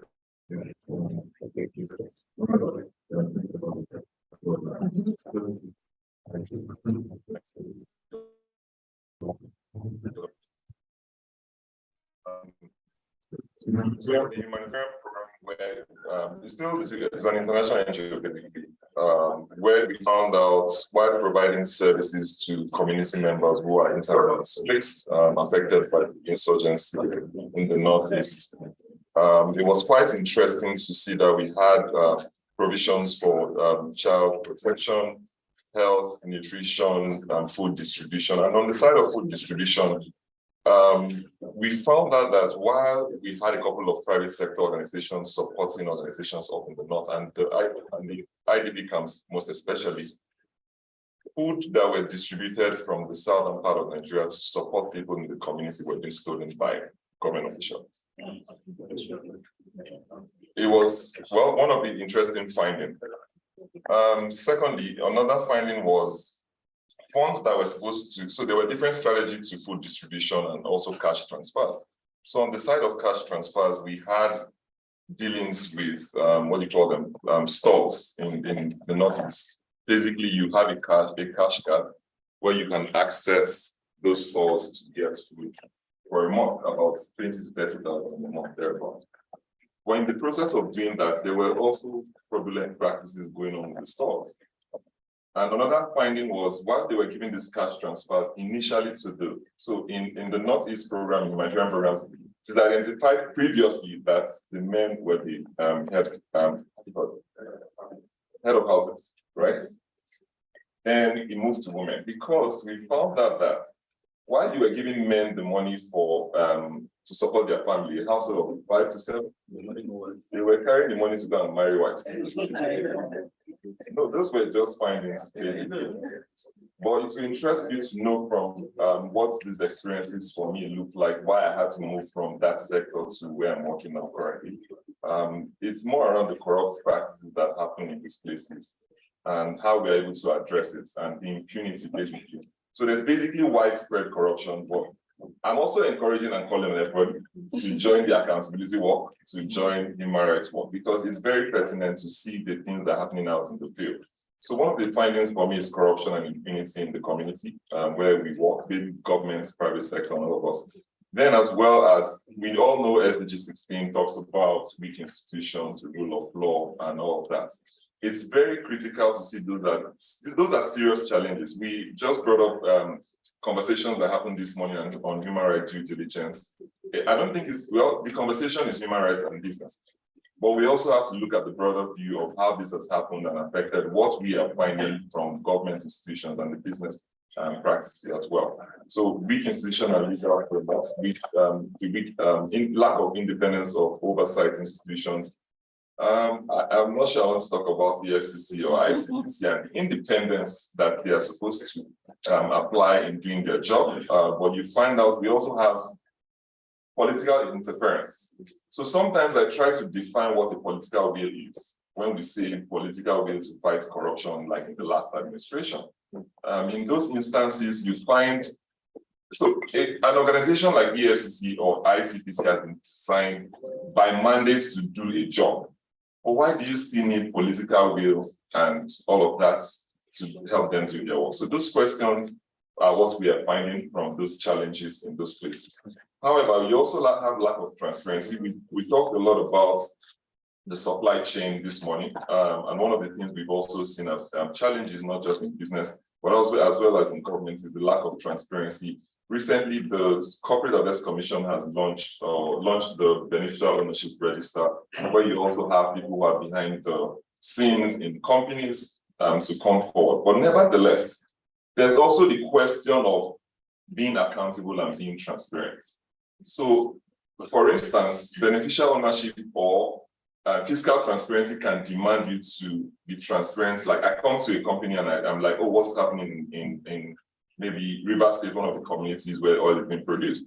And I ask for the documents or the contracts which the company has within the government, with the community. They can produce the documents, the contract with the community, meaning they are transparent. But are they accountable for the human rights violations when you start asking them questions? So those are some of the challenges we're also seeing. Also, as well as threats and fear of retaliation, I thank you very much, colleague from Paradigm and Sunny.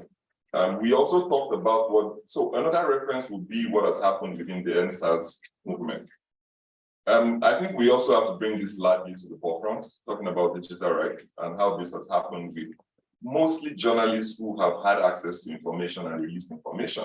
So one thing is getting information and releasing it online and helping people for the freedom of information.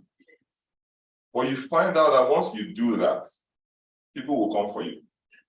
Nobody wants to put out, and we say in our work, corruption thrives in secrecy.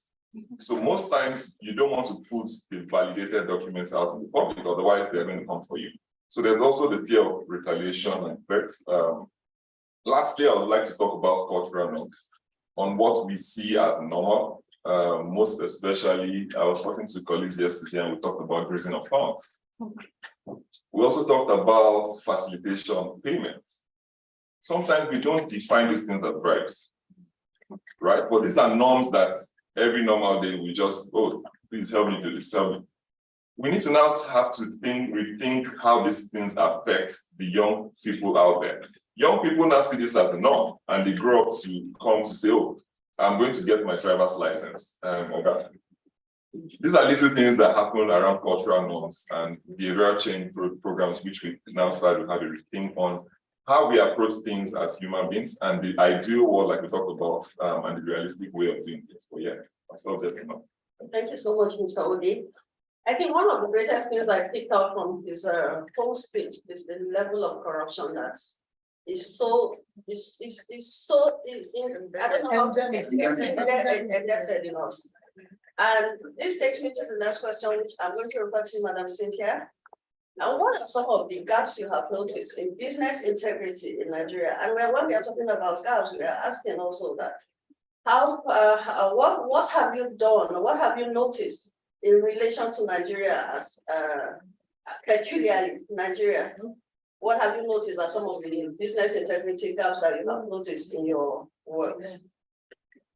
Okay, so top on the list is shown at the top.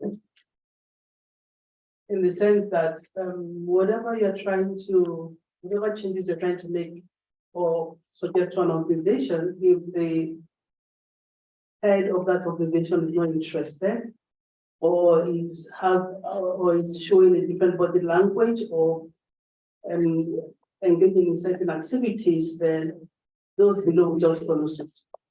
But when the tone at the top is firm and they drive it from the top, then so that's one gap. Then another gap has to do with governance issues.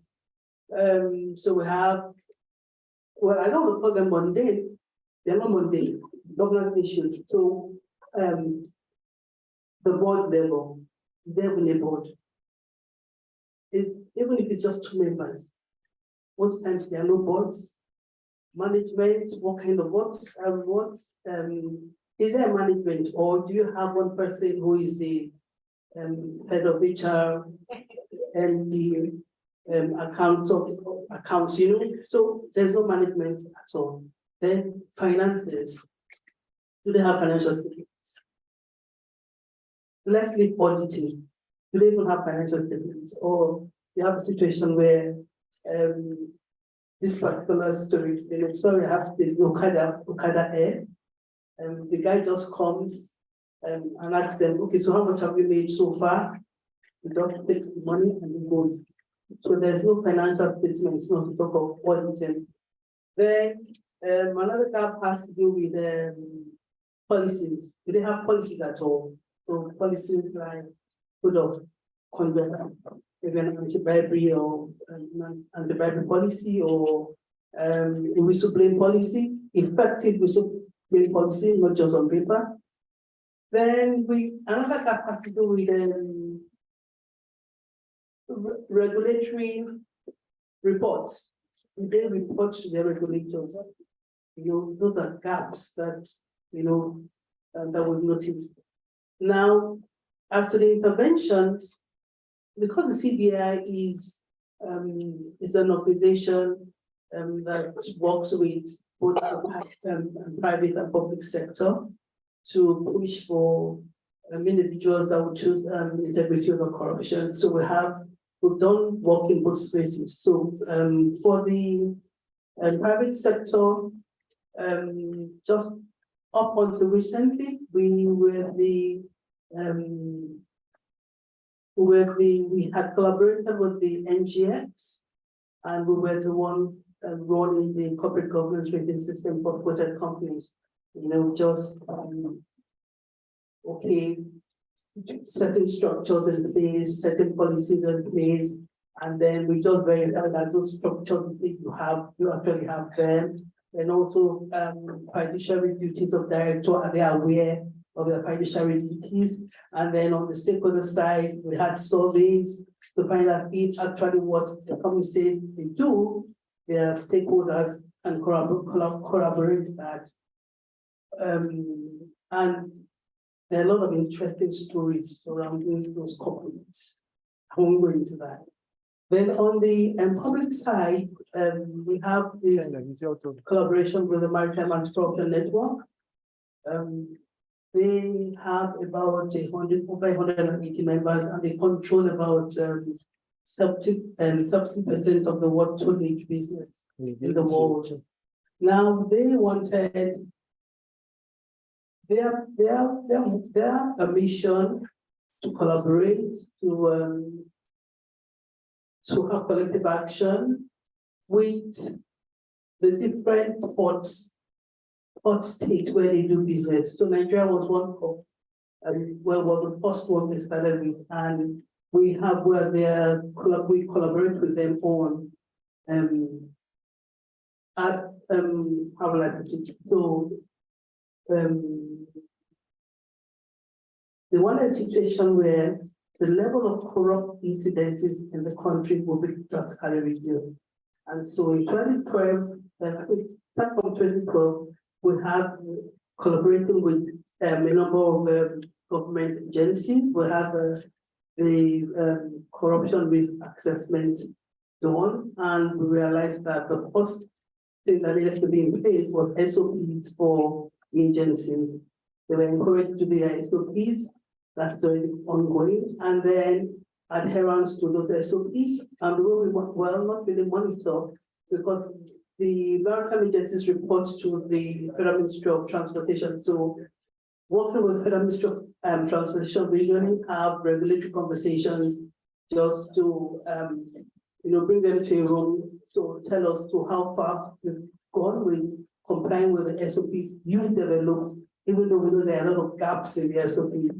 And that has been working very well, because we realized that on the vessel side, from a situation where captains were afraid to come to the country, to our ports, because of the insistent corrupt request from the state agents. So we now have a situation where we had a help desk put in place. So when the captain is coming, any of them that signed up, when they're coming to Nigeria, give us information, they do a arrival notification, they send a message to our help desk, so we know they're coming. And once they get to Nigeria, to the port, if they have any issues, they also send a message to the help desk. So what has happened is that those demands have stopped, because once they trigger that message, the head of customs is notified, immigration is notified, Shippers Council is notified, our help desk is notified, and ICPC is also notified. And of course, the post-standing tax team goes into action to find out why are you holding the vessel down, because for every day they spend in our tax, it's close to about $40,000 or so. Yeah, demurrage. So, but since this process has been instituted, we realize that number of such calls, SOS calls for help has reduced from over 300 to, I think this year, I don't think we'll have up to 20.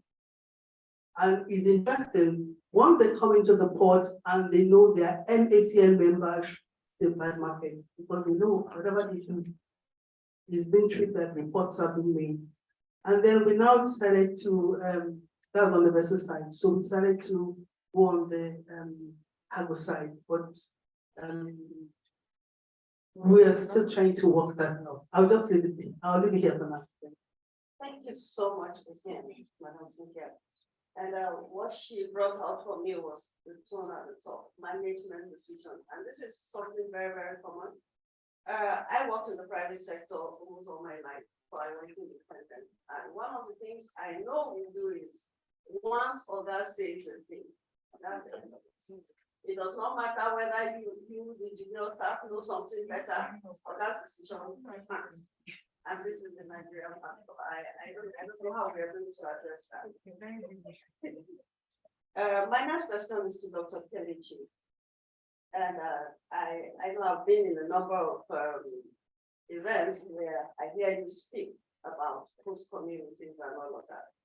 I don't know, what are you doing as an association to help bring your members together to engage with businesses and government to ensure that their human rights are protected?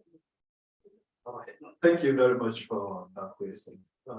Let me try to situate it into the context. Most of us maybe hearing the federation of mining host communities for the first time. You may begin to wonder what is this federation all about again. It is an initiative that was put in place by Global Rights from years of engagement in the natural resources governance and the federations in many mining host communities in the federation. They identified that most host communities lack voices to press for the respect of their fundamental rights. So they emphasize the need to bring under a common umbrella mining host communities in Nigeria. And that is how Federation of Nigerian Mining Host Communities was vetted. And last year, it was formally inaugurated. And since then, the Federation has come to stay. And the process is on to re-decide with the Corporate Affairs Commission. Currently, we have members from the 36 states of the Federation. And the governance structure is that we have the National Steering Committee at the national level, the states coordinators at the state level, and then mining host communities who are members of the Federation. And that consists of the traditional rulers, members of the civil society, the media, and all actors in that space. Now, the Federation has come to stay and has played enormous roles and responsibilities in building the capacities of mining host communities. We've had a lot of engagement where we invited mining host community stakeholders to let them understand their rights within the context of doing business in the extractive sector. I could recall few instances in Enyimba, which is a mining coast community in the Ebonyi State, where a company is company, I don't want to mention that name, doing business in the extractive sector. They entered into community development agreements with that Enyimba community. And the CDA was sharply done, you know, they just get some people to sign and already prepared documents. So after the training and they were capacitated, after the lapse of the 5 years, they now went into renegotiations with this mining company. And when they were not getting favorable outputs, they decided to go to court. This is as a result of their capacity to know their rights within that extractive sector. That is what the Federation has done. We have also engaged with the regulators, the Ministry of Mines and State Development, at various fora, you know, for them to understand the gaps and the challenges of mining host community. I don't know how many of us have visited any of these mining host community where mining is, or where solid minerals or even the oil and gas is being extracted. What is the picture you see? Abject poverty, violation of human rights, child labor. This is what you see here. And you begin to wonder, how can there be so much poverty in a notion of richness? Why, how can these companies be taking a lot of the resources and yet you see abject poverty? You see lands forcefully taken away. And of course, you know the gender dimension to it, that women, especially, take their livelihood from farm. So what happens when this source of livelihood is taken away from them? So there are a lot of challenges there. You will talk of issues of sexual exploitation. It's very common in that sector. And also when you look at the 90 report of 2020, these companies will quote social expenditure that runs into billions. But when you go in there, you don't see it on ground. 2020 90 report, 29 exotic companies expended, or they reported that they expended in that year close to 4 billion.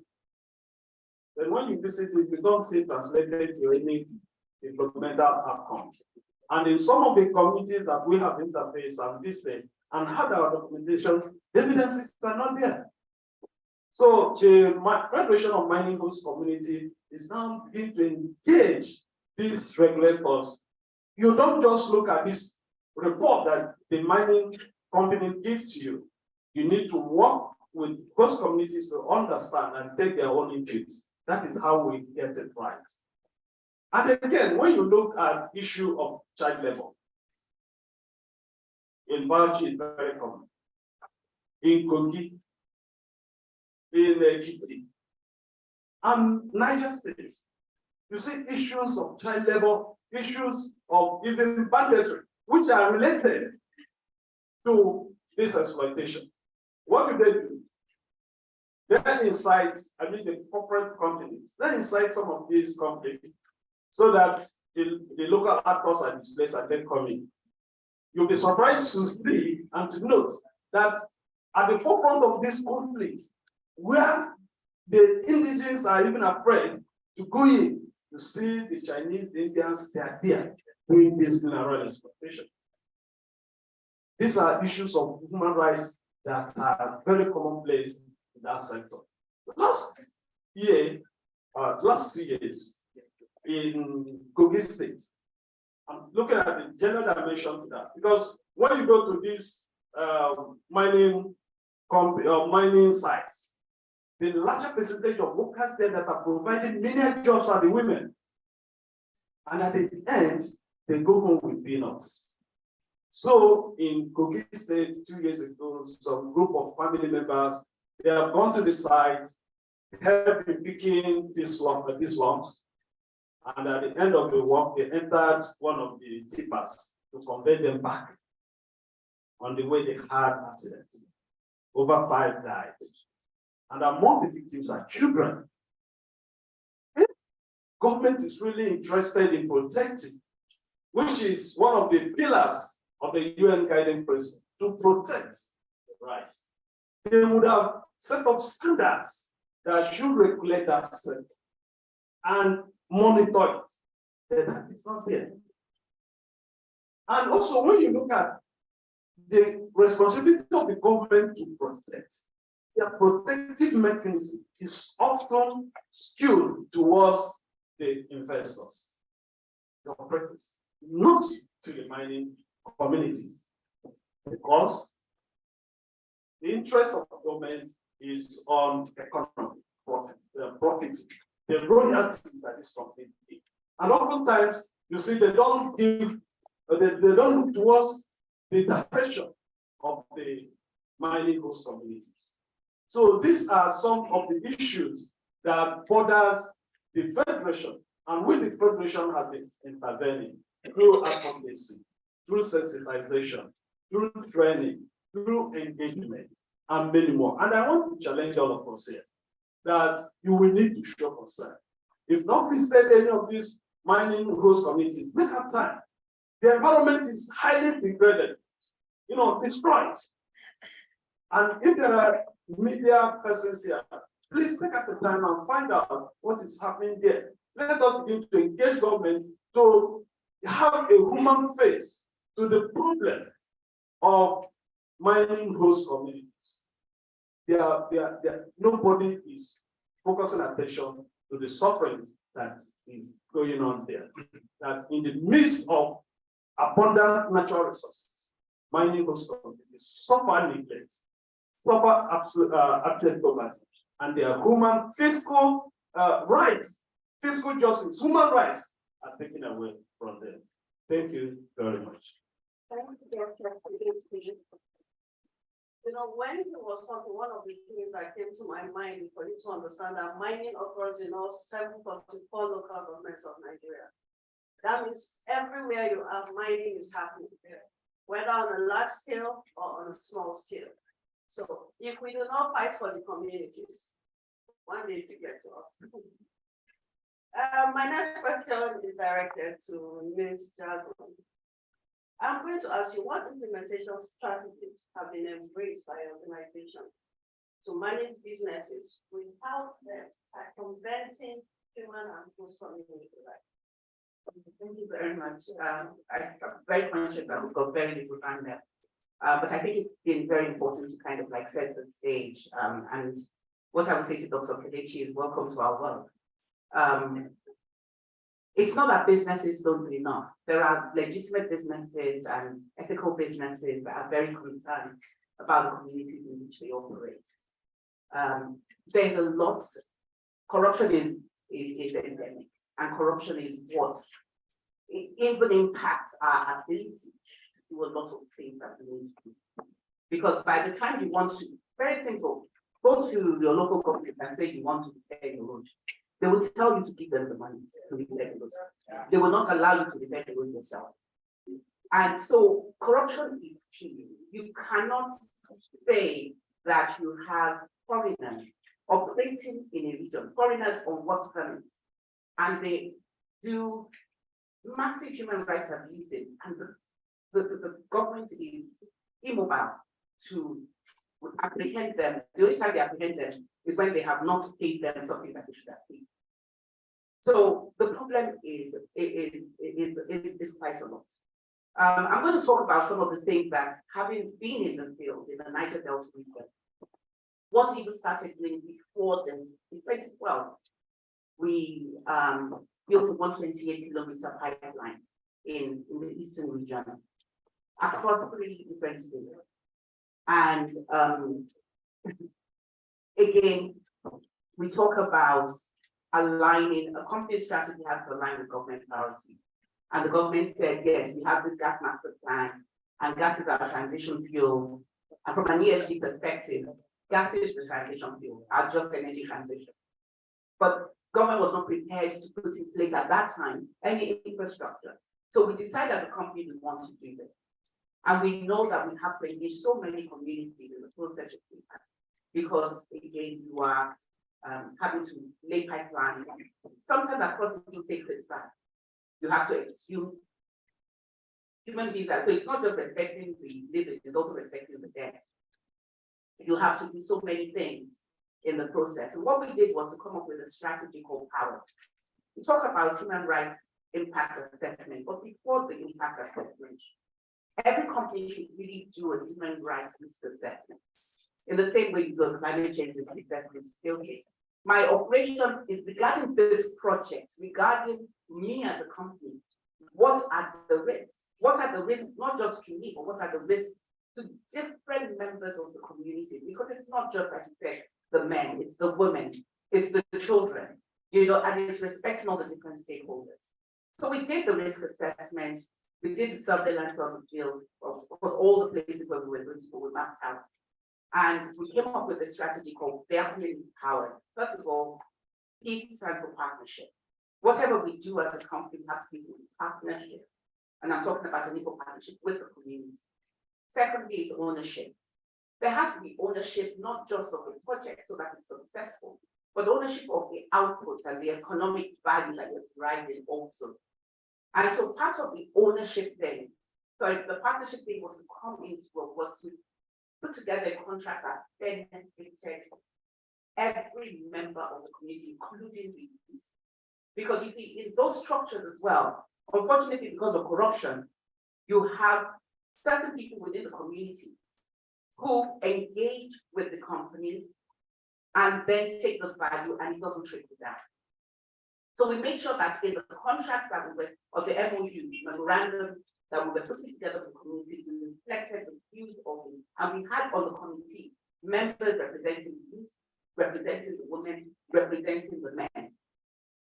And then if there were different tribal groups in that community, that again they were represented. So that's partnership and coming up with a contract like you mentioned, that actually is fair. And contracting is really important in this.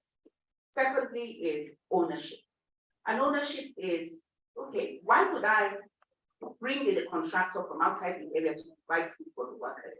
Why not empower the women in the community to make food for the workers? Even if it means that you have to provide them with things that they need to be able to make the food. Why get people security? And we found the most effective way to actually secure our properties, our pipes, and our raw materials was to get security guards from the community to be the ones to protect and give them also incentives. So if we don't have losses, we will give you X amount for those things. And it was a much more effective one. So that's ownership.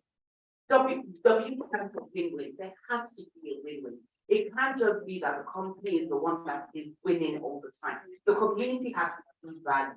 It's more than just using the borehole. I mean, how much is the borehole? Building roads gives access to farming communities to be able to take their goods and building the roads at the right places. Again, is very key. E is economic empowerment. So there has to be economic value being derived. We're working with Ziba on one of our projects, right? And we've had so many meetings with I'm chief compliance officer of the company, but I'm also responsible for ESG. We've had a meeting with her saying, and the ministry, saying, what are the key priorities for this mining community in this area? What are you, government, what are your priorities? So we're not reinventing the wheel. What are your concerns when you're working with or looking after small-scale miners, artisanal miners? And I was shocked to see to hear from her some of the challenges that we're having, where the women who are processing the ore are using the same mortar and pestle that they're using for food to crush the ore, and then having lead poisoning. It's as simple as that, right? And so what can we do who want to operate in that area in terms of making sure that we provide PPEs and proper, you know, because a lot of these people, they're independent, right? They're independent small-scale miners. They're not, this is not a case of a company going in and setting up something operation. And a lot of mining in Nigeria is small-scale. That is the face of mining. So don't think about some big company coming in with heavy construction equipment. That's not the face of mining. And so you then aggregate whatever it is and we sell it on. Again, with the aggregation, how do you financially empower, financially include them, give them that financial inclusion so that they're able to understand there's lots of capacity building. So we talked about really economic empowerment and then how is respect. You know, I was going to say economic empowerment and empathy, you have to be able to empathize. For us as an indigenous company, it's easier for us to empathize with our people, right? Easier. Yeah, but foreigners don't care, especially if you just give them free rein. And I'm so concerned about the mining industry and what's happening there. It's another form of slavery, right? And so respect of the community, respect of their values, respect of the way they do things. I remember how this project we had was delayed for months. Why? Because, you know, we had to literally allow them to follow their customs in terms of, especially with kids' burial site, being able to pass through certain burial sites. We did many underwater crossings, and even the respect for biodiversity and the fishing community in that area, you have to take that into consideration. The future, and then of course the ethics of sustainable development. Now, whatever you do, you're not just doing for today, you're doing for tomorrow. People, planet, and profit. And that's that ESG element, where you're always looking again at future generations' ability to continue to thrive. I would end by saying I did a project, personal project last year with a group of people where we adopted one state of the federation each. And they said we were supposed to be praying for everybody involved in that state. They said the names of the governor all the way down, chief judge, everything. And then we looked at the natural resources for each state. And when it comes to mineral resources, rare earth minerals, metals, it's incredible. There is no state, right? Every state has the ability and the potential to generate what is equal to our GDP for the whole nation, especially the northern states. There is no reason why there should be poverty in Nigeria. But because of corruption and mismanagement, this is why we're where we are today. And so by the time, I mean, that's just extractive. We're not talking about agriculture and the potential we have in that space as well. We're not even just talking about the people. We're talking about fishing. We're talking about so many things that we have discovered. There must be the ones that are not discovered yet. You know, when we talk about some states, their USD is logistics. If you look at Anambra, why are they always involved in transportation? They have that, or is it about the, you know, is it Calabar? Is it, there are so many places where they have something that's unique to them as a people. And I feel, and then what we discovered as well is that this drive to the city, and you talked about the county, you know, so I go to my village, right? How many people have left the villages as a result of internal displacement? And it's not just Boko Haram, we're talking about what's happening in these different states. You know, and so you have so much wealth in your state, but you're here living in some shack in Japondi, and yet you have so much wealth in your state. And you're a son of the shore in your state. And you should be able to exploit that and get value, much more value than you will get hostage as an agro or as a conductor somewhere in Port Harcourt. You know, it's frustrating.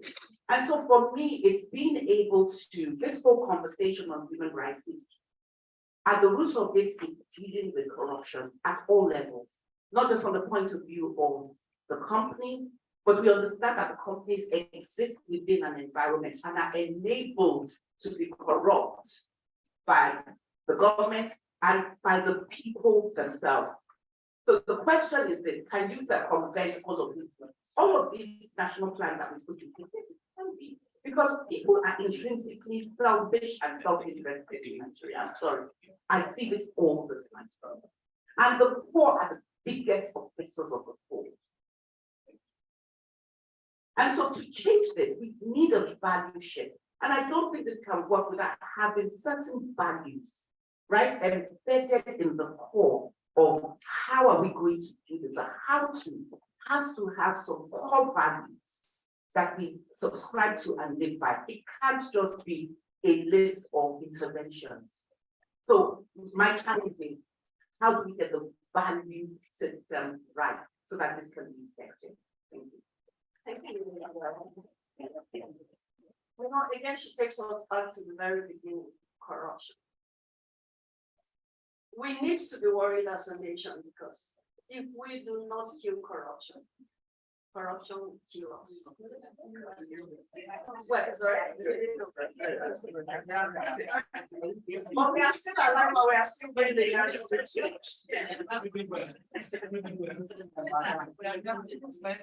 Okay, so the second part of the questions are actually geared towards solutions. We have listed problems. Let's look for solutions.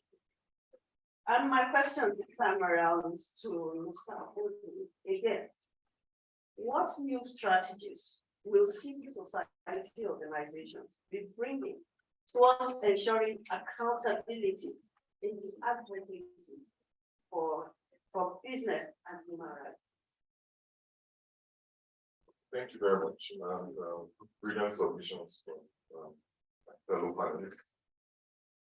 Just quickly, I'll read something that I wrote about reference to Chatham House Africa Program for Social Health and Accountable Governance Project. Sadly, I want to take us back to corruption and compensation.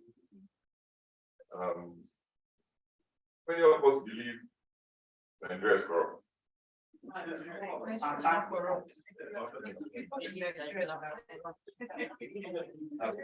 Sorry, that's just corrupt for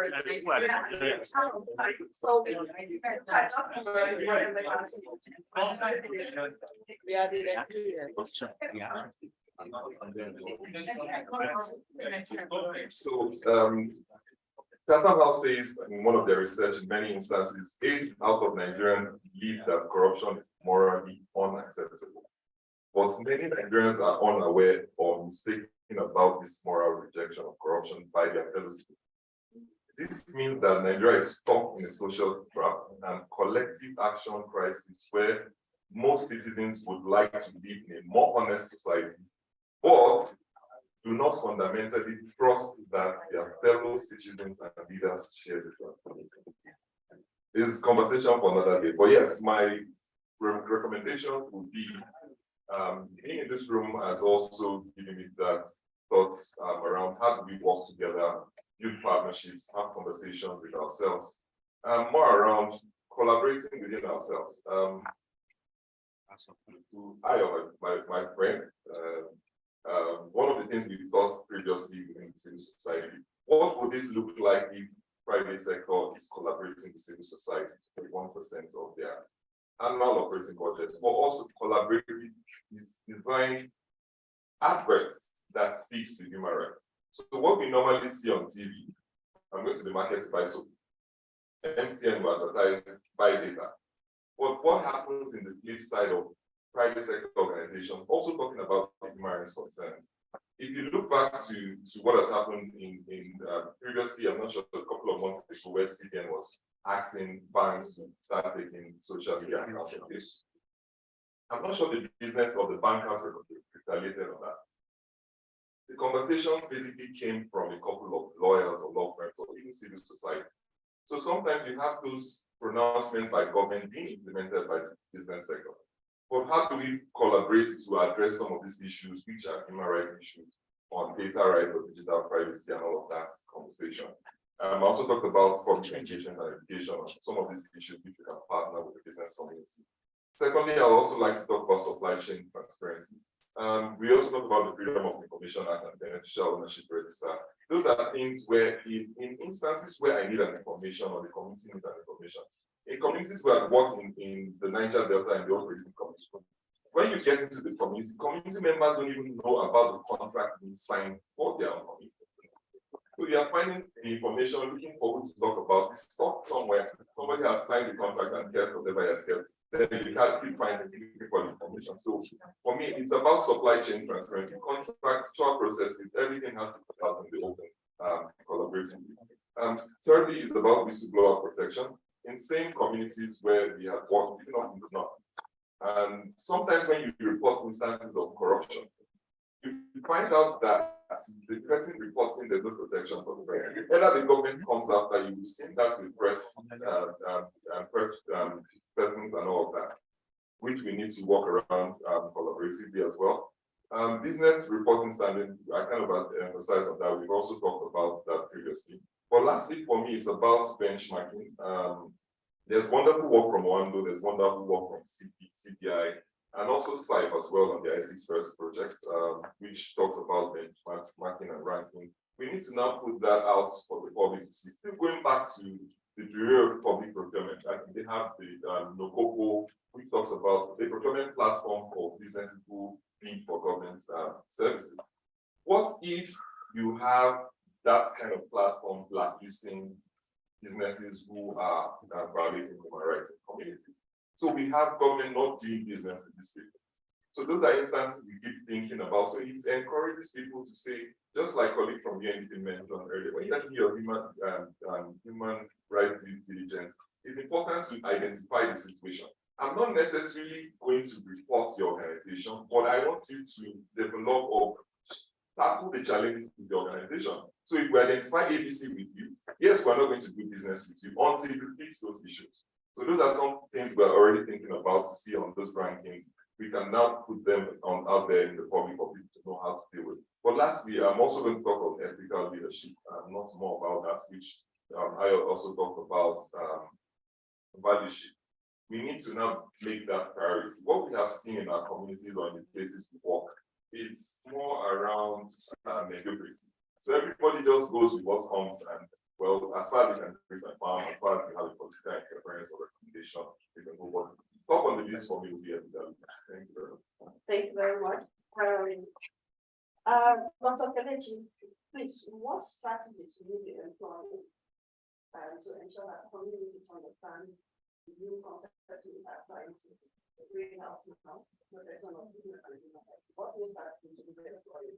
Well, the Federation, we're trying to see how we can reduce this document to an understandable format that the community members would understand. And let me state that this National Zone Plan is well crafted, and I wish it could replace the Nigerian Minerals and Mining Act of 2007. Why?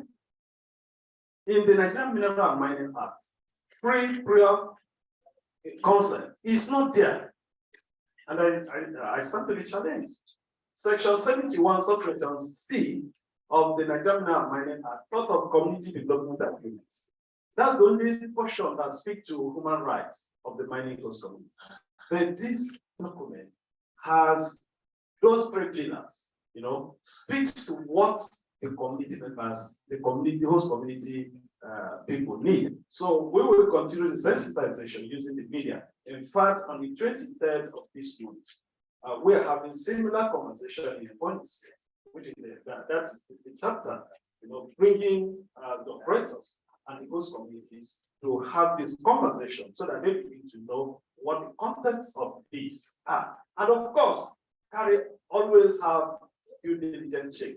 Since we now have a document that we can fall back on and then give reports on this. So many other things we can do, but I'm constrained by time. Thank you very much. Thank you. I'm sorry for cutting you off, but we are really way behind schedule. Madam Cynthia, implementations need some patience, or will businesses always find a way to circumvent whatever law? Okay, that brings me to a story. But the story, I've been to a recent while we were in the States, and I almost cried. Because there was no committed mine, it was not black oil. And the houses were built on stilts. And I don't imagine myself living in those kind of houses. Then as the government blocking their citizen from getting was due to them, to another story. Edo State. When I was at the NGX, we had this roadshow where we're trying to get funds, donors from outside the country to invest in their country. And we had doctors, with physically working with doctors and lawyers. And the doctors came together and said, okay, we would, all we need is land in Lagos State. Give us the land, we'll build the hospital, we'll equip it, everything will fund it, and our doctors will come in every 6 months to train the doctors. And the state governor said, no, give me the money, and that ended. Now, as to the interventions, so I want to use the story of the work we're doing in the maritime sector. So, based on the successes we had achieved on the vessel side, so we started to look at the cargo side, because whatever corrupt gift is given, it translates to the cost of goods and services, which impacts the purchasing power, which is also an infringement of our rights, because then we get buy it and it's more expensive than we would have done. And then you also have a situation where ship captains are not even willing to come to Nigeria to ports because of all the issues. So we decided to move to the cargo side and to clear the port corridors so that there's those, and I would like to say that thankfully the customs, Nigerian Customs Service, they've removed their tax force.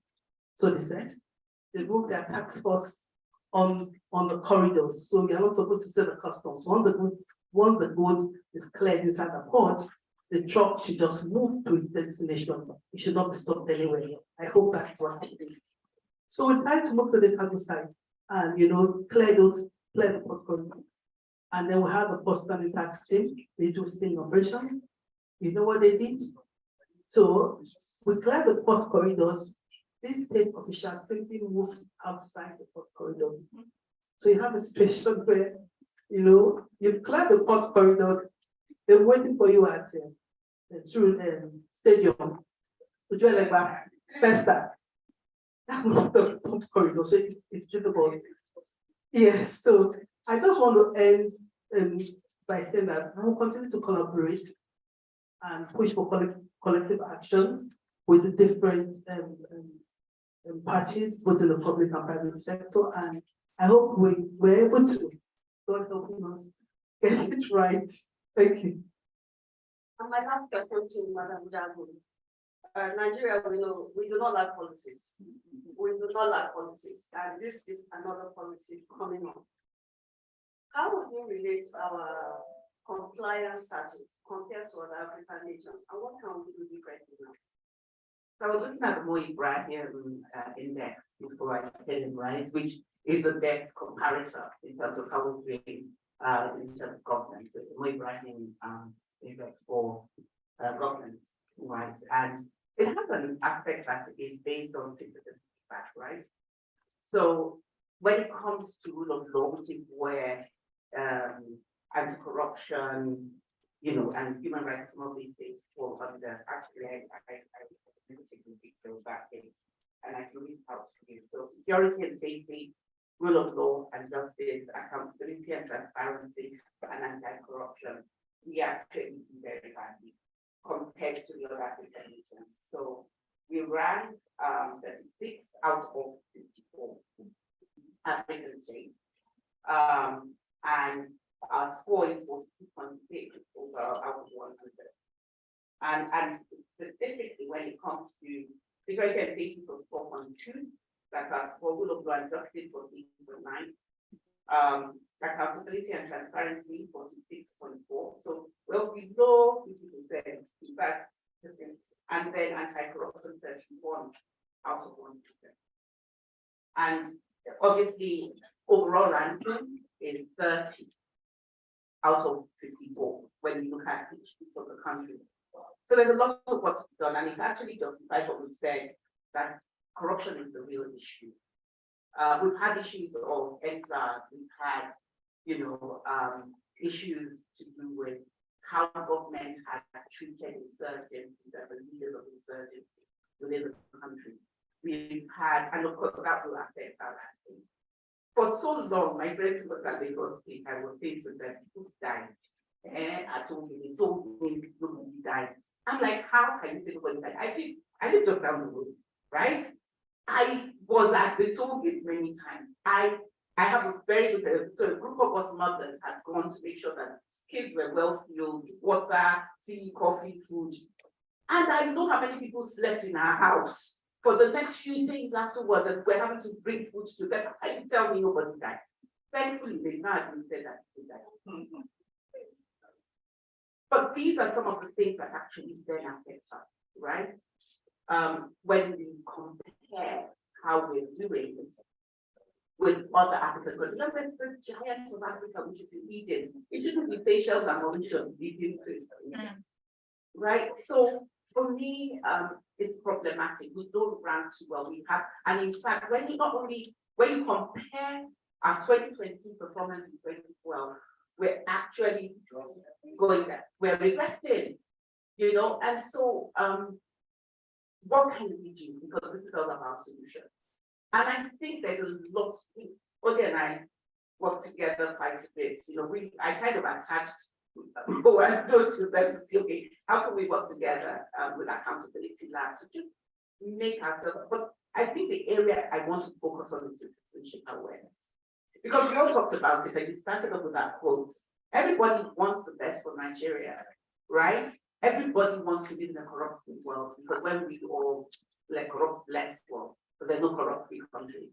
But when we go to other countries, we see what lots of people are jackpot for those reasons.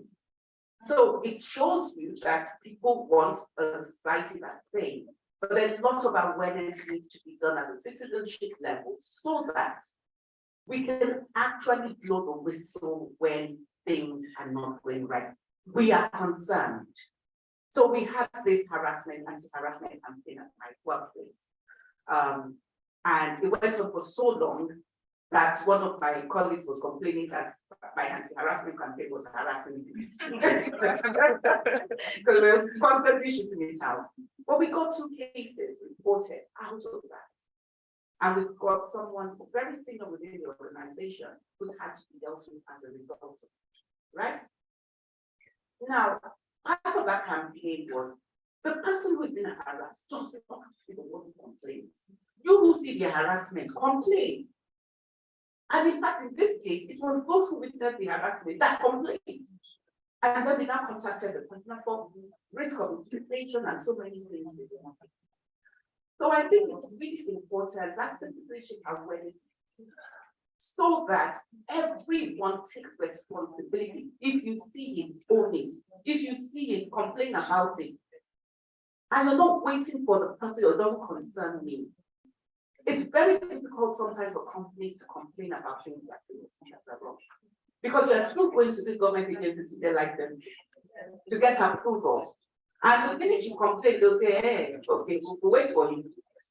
And this is where again industry bodies help. This is where collective action help. This is where collaboration help. Because then you can present a united way to say, these are the industry issues we have. And as an industry, we want you to deal with it. And so those are the two things, citizenship awareness, and then the role of industry bodies and the role of trade.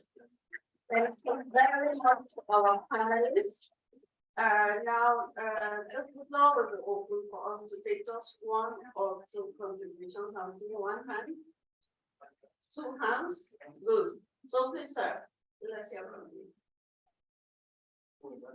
Yeah.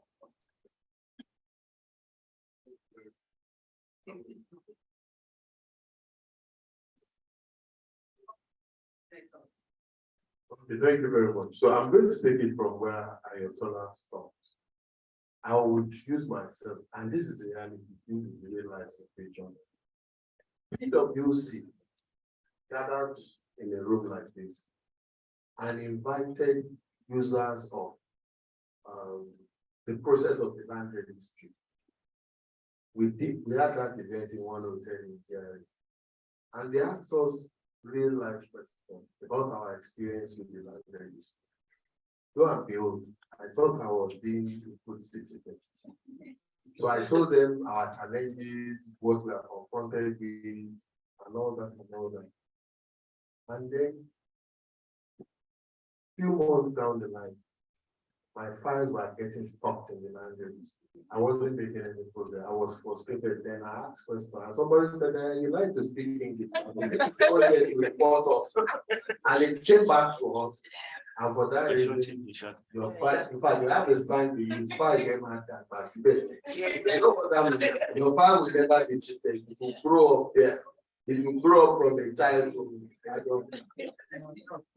And since then, I became an unwanted face. Even people who were my friend in language started avoiding me. Yeah, that one, you don't have to write petition. But that said, we have a commitment and a responsibility, and we have to be deliberate. If I go back to what the gentleman on the panel said, the Chatham House report says a vast majority of Nigerians feel corruption is morally, correct, morally unacceptable. But guess what? It's not Nigerians who feel more corruption is morally unacceptable. They are involved. So that is where the problem is. We are not deliberate. Look, even inside this room, let's face the reality. We are speaking against corruption.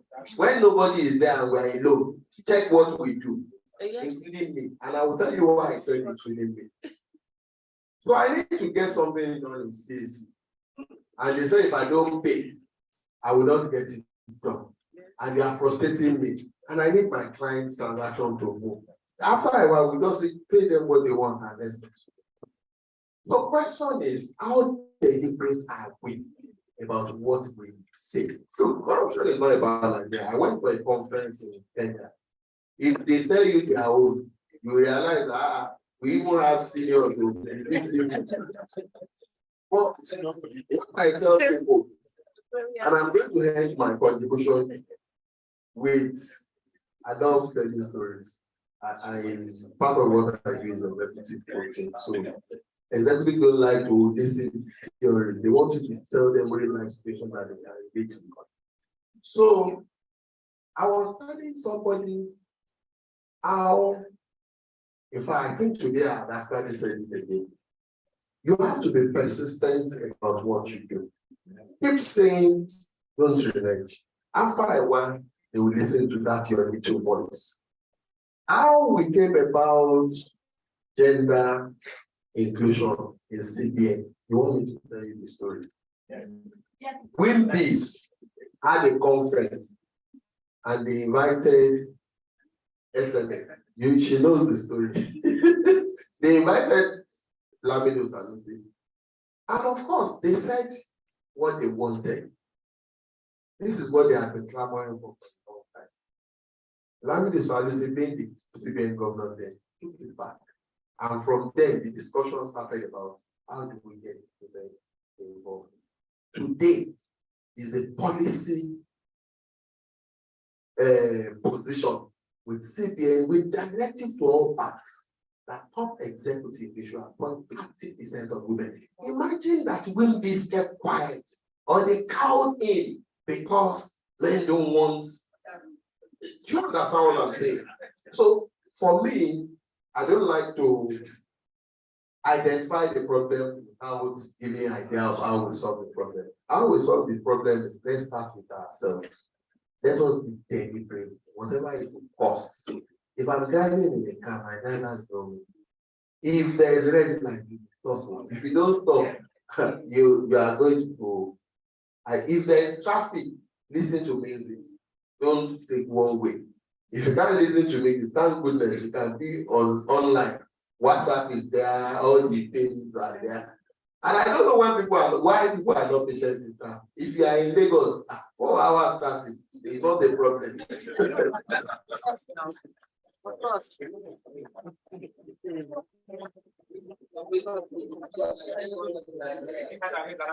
the second hand.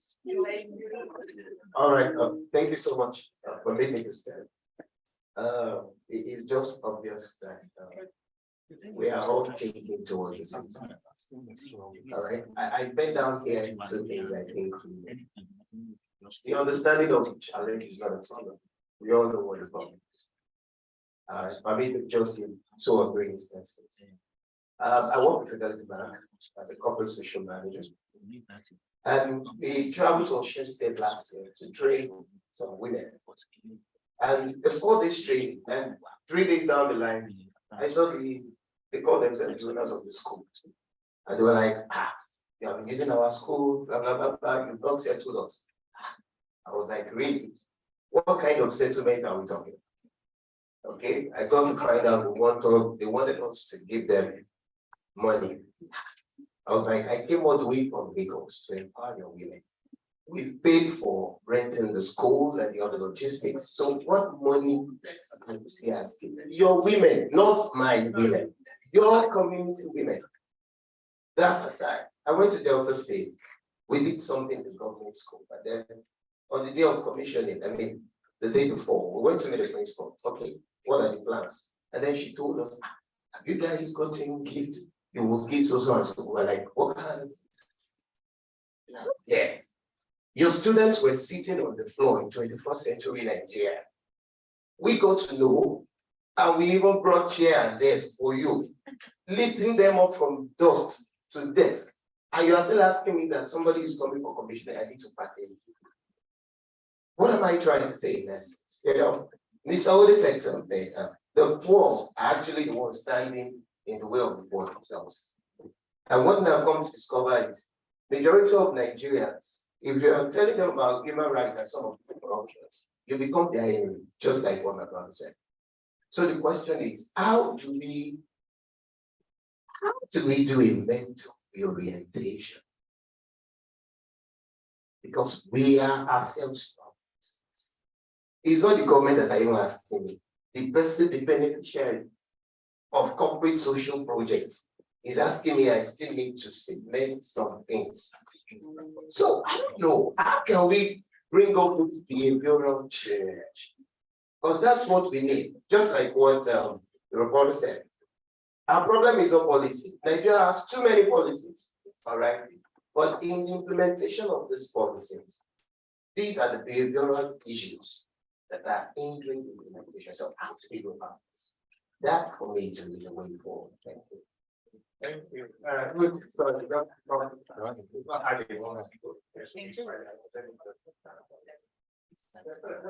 Just to see anyone online, if you have a question, please just use the emoji, right? To raise your hand and to complete. Thank you very much for the opportunity to share. So I think we are all converged at the point of what the problem is, which is corruption. To a large extent, I think that's what I take away from the panelist discussion. And how do we address that? I would agree that to address that, some of us use the term citizenship awareness and industry bodies awareness and education. And we're talking about culture shift and awareness. And I'm going back to the point I made yesterday. This National Action Plan, the 27-page document you sent to me, reads like a communique, my thing. I think the next thing is to move it to an action plan, the project, time to do, take action. And again, the first thing is to now change that language in that communique or that document into an action plan.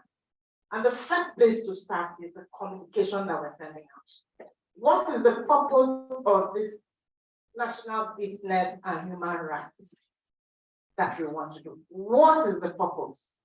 Why are we doing this? In that entire document, please correct me if I'm wrong. I tried to read it at least twice. I didn't see anywhere where they said, this action plan will address our emissions by X amounts. This action plan will address illegal immigration by X. Even if we're not specific to, let's say, increase GDP by 0.5%, how much? Because again, who is driving this? between the government and the business and between government and the business and community rights. And the attention of the business community will only be got if they understand what is the need for them, even civil society. What is the benefit of, why are we doing this? What am I going to gain? I'm going to stop illegal immigration. I'm going to stop people dying so that they can stay here. And we have more medical people in the hospitals that we have here. Let's break it down. We need to do this so that the picture is clear of why we're doing what we're doing and what exactly are we doing. That for me is the starting point. Thank you for your Okay, so hello. So we have 2 questions. I think I don't know what to call gentlemen from the question, but we have 2 questions. And I don't know who you take one, yeah. That's his one. But there's a question for Dr. here. Okay, that section, let me just read it first. It says, no person shall, in the course of exploration or mining, carry out operation in or under any area held to be sacred, or permit injury or destruction of any tree or other thing which is the object of veneration.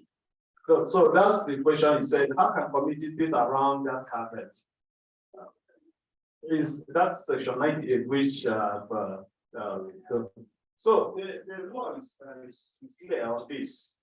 And so if an operator has been given license and is entering into an area, a veneration area, the law says they should not be allowed to do that.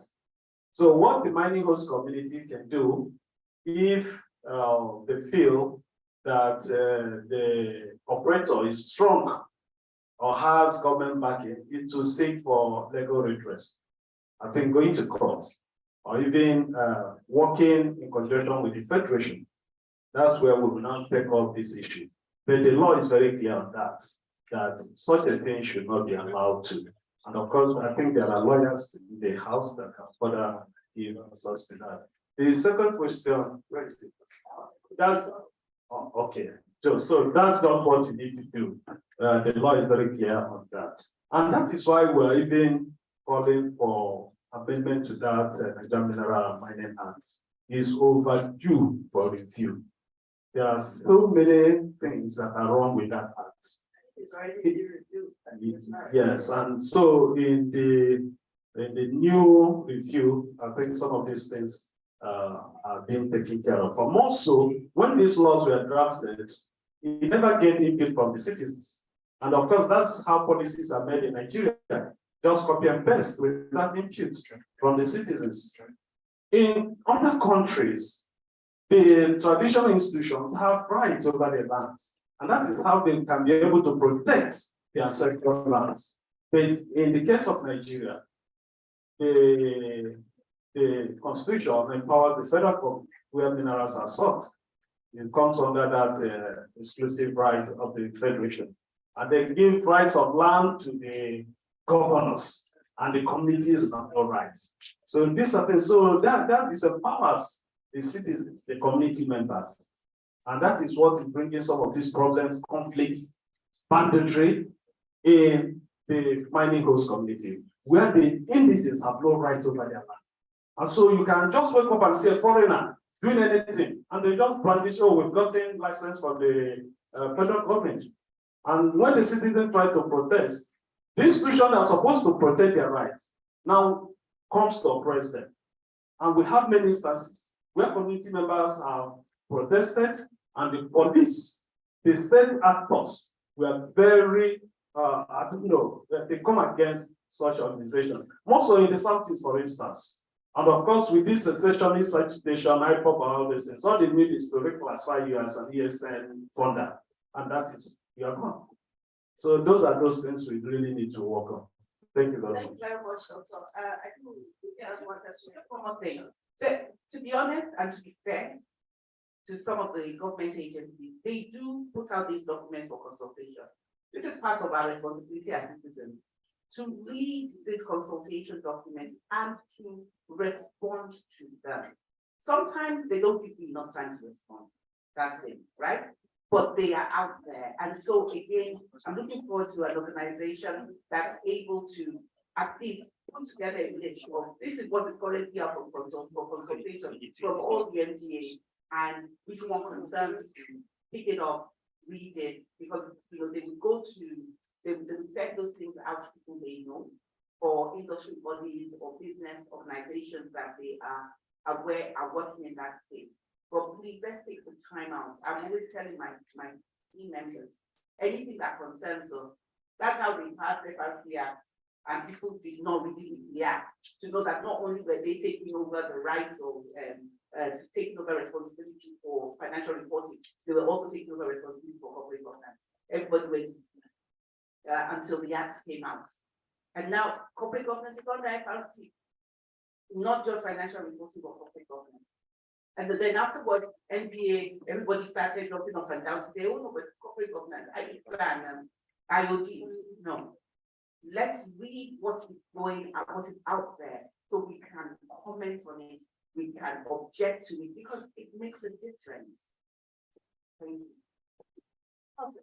The last one to take in is the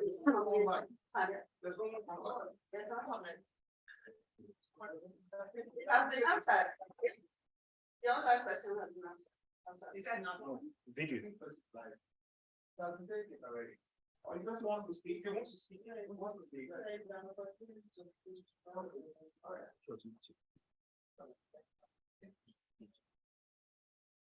Okay, Jonathan, if you can hear me. Oh, yes, I can. Okay, please go ahead. Ask the question.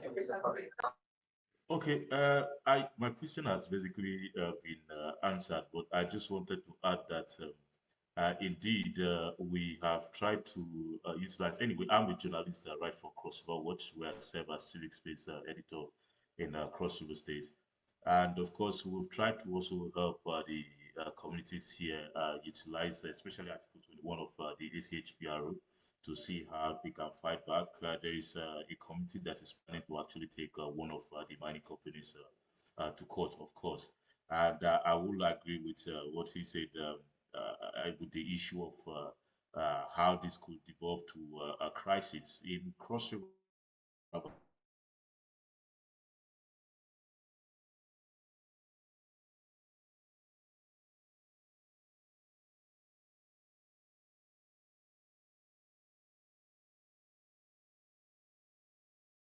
And tell them that it's from the mining cadastral office, and they go about with the kind of crazy acts they carry out there.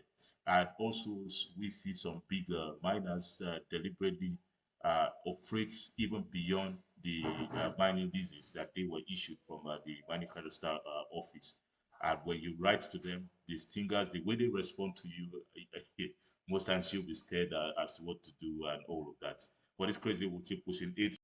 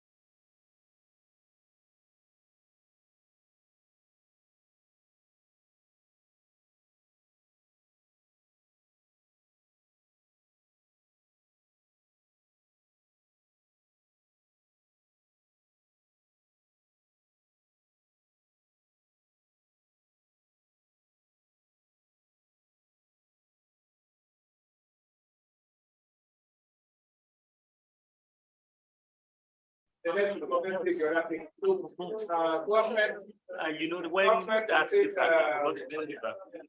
the meeting will be because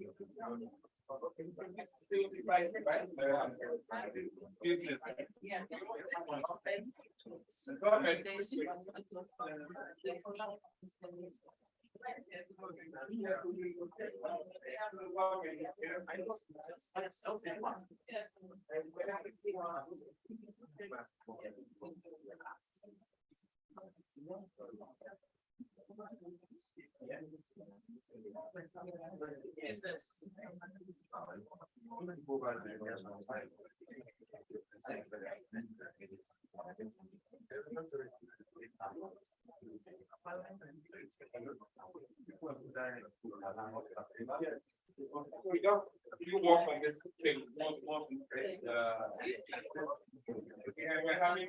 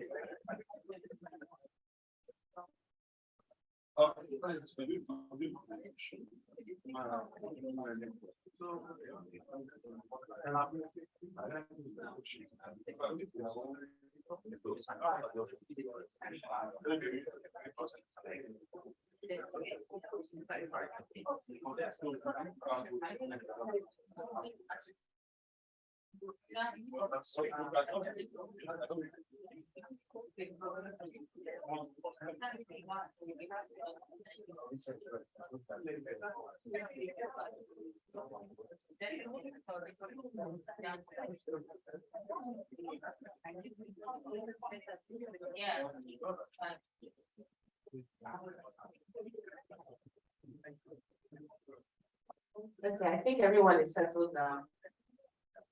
We have 13.999999999 minutes left.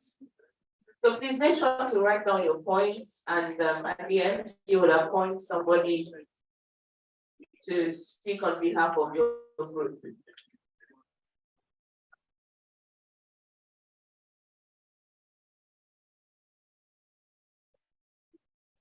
So if you are not able to make a comment on that document, please everyone can edit. If you can put on a paper, then it is in there we still need on this. All right. You can have your input on the paper as well.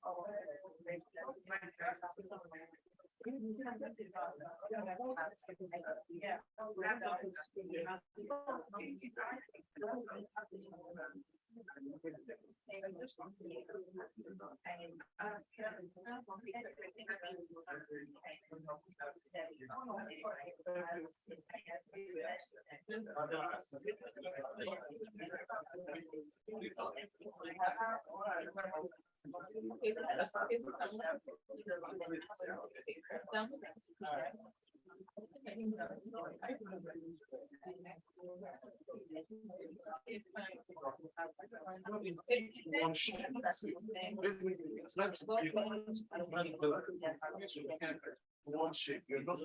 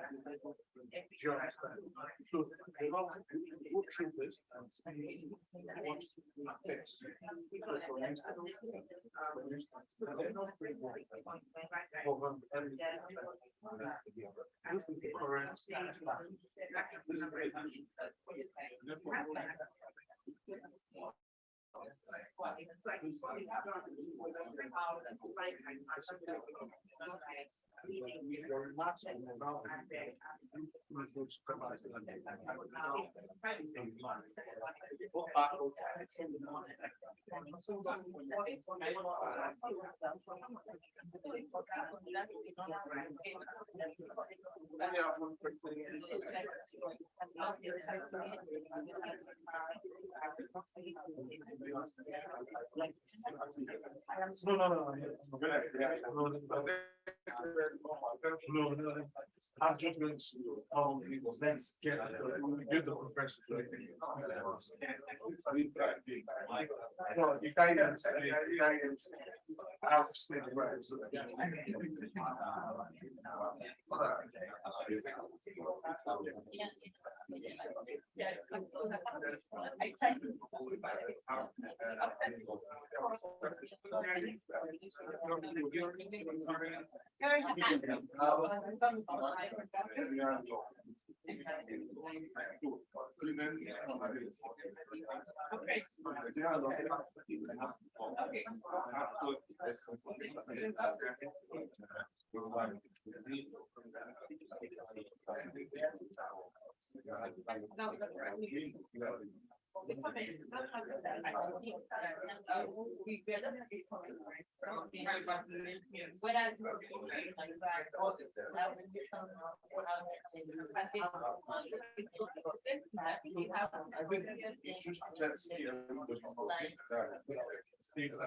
Let's move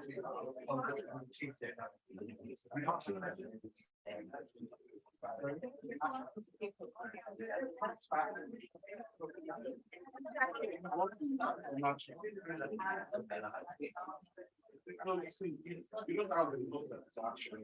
So I just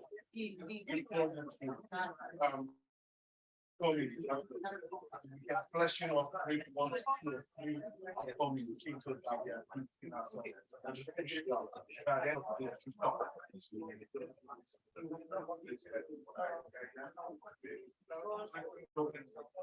Within us, what do you think? Let's look at how communicating. You think we can improve on?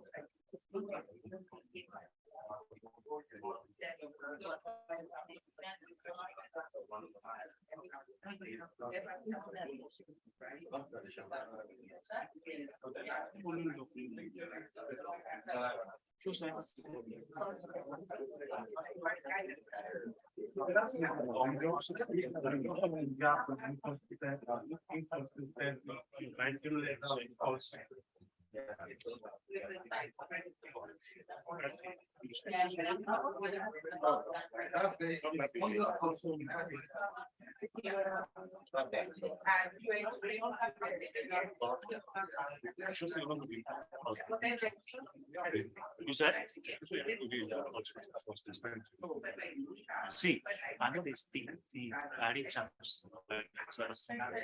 You know the time I reach chance because I stayed back, I was trying to, and I don't even like, you know, I don't use this light. I don't like the pictures I sent.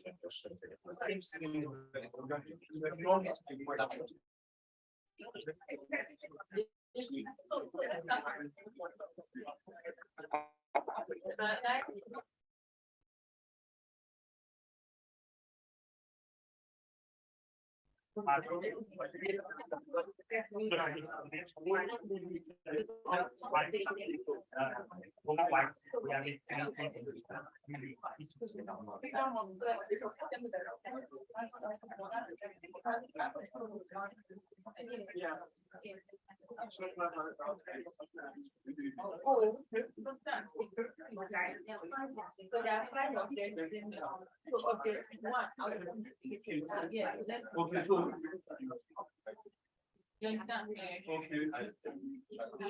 okay, number one, so what outcome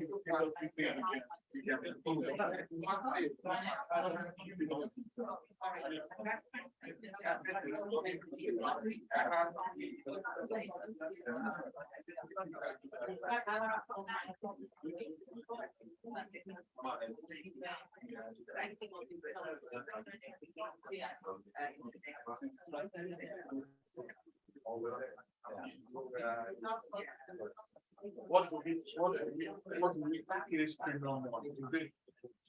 Enhancing grievance mechanism with access of creating awareness.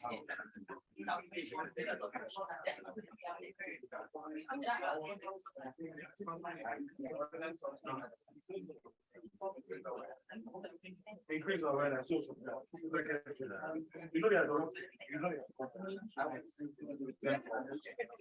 so how do we increase awareness?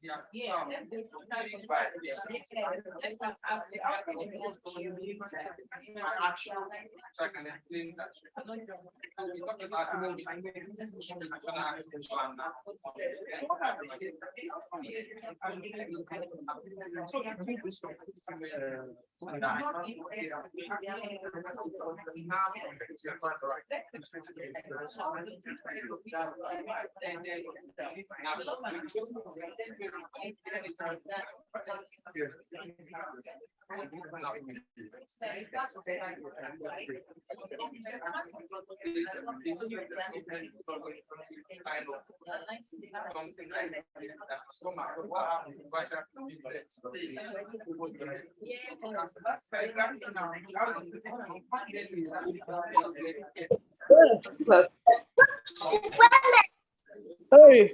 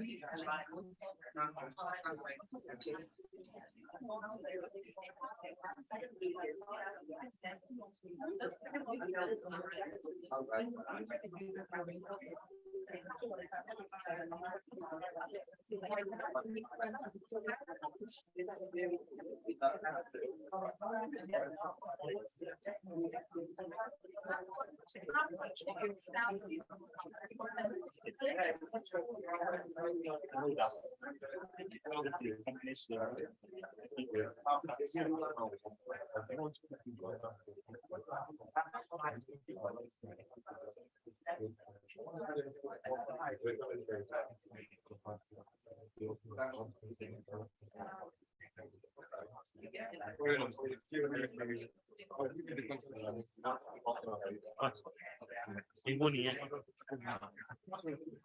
No video.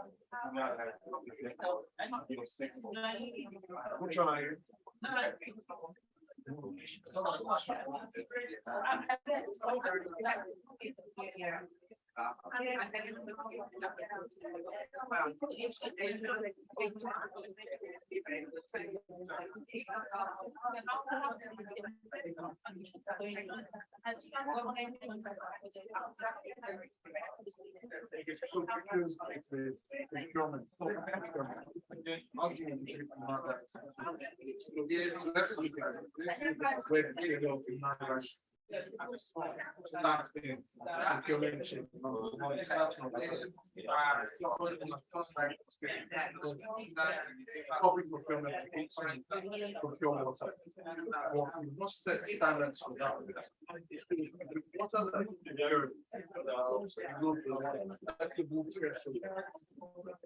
when people need to you encourage them, providing them standard, enhance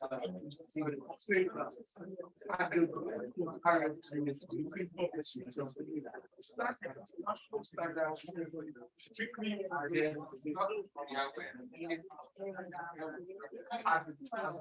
form of human. The building school, the building schools, or the building of hospital, building buying a nationally accepted cake. You buy some standard cake. Because there is one that's called when you don't know what happens, there's no correct. The people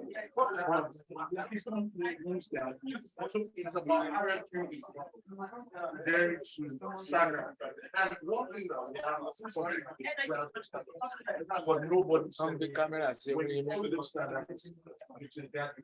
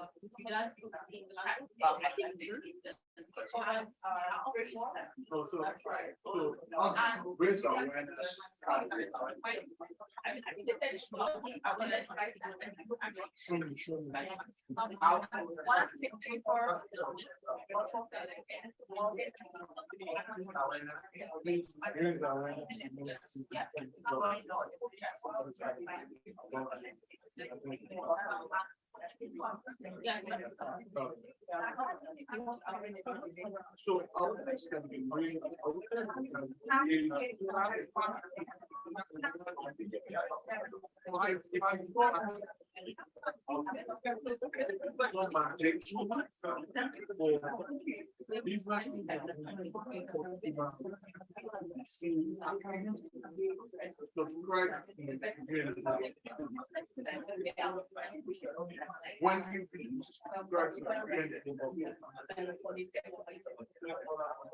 it creates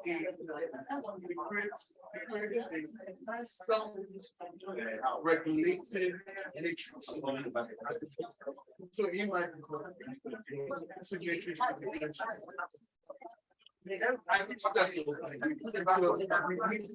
at the end of every year, we need to give a commitment, but there is a security for that question and make sure that everything very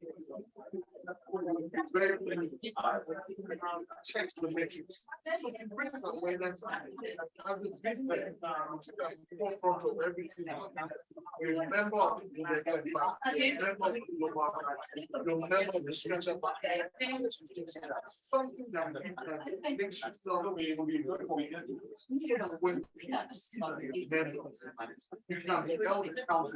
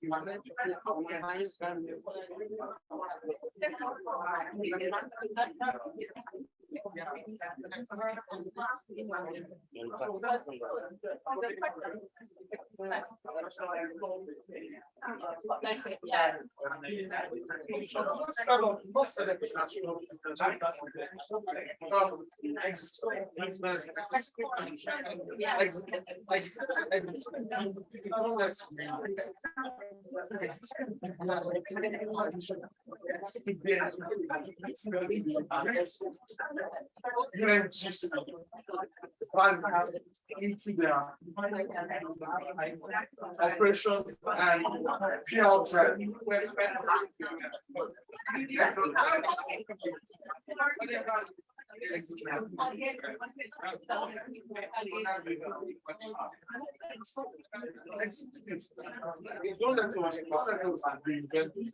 There are existing business.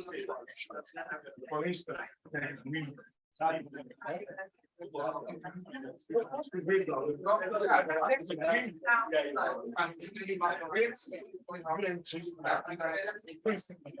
into the operation among them.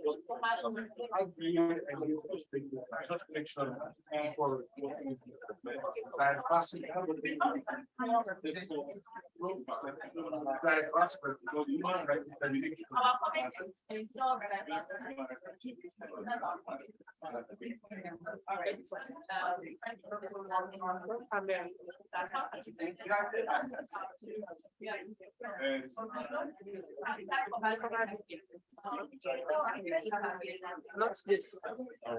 The other one.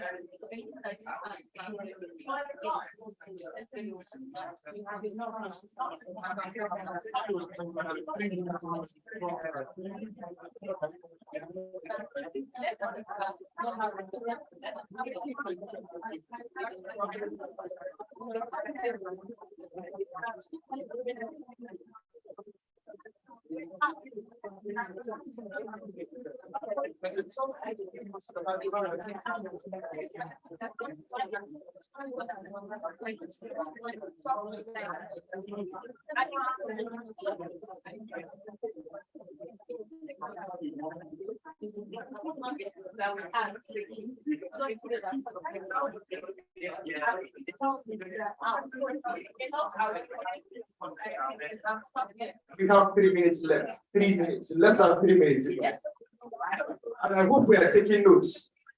Yes. If you're not taking notes, please take notes. Because we'll present this after. Okay. So number 4.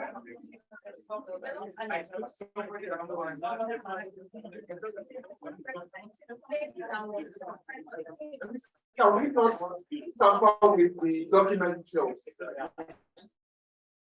Just it's not a deal. Somebody has written item 2. I'll read the matter for that books. Please tell me the minutes you see.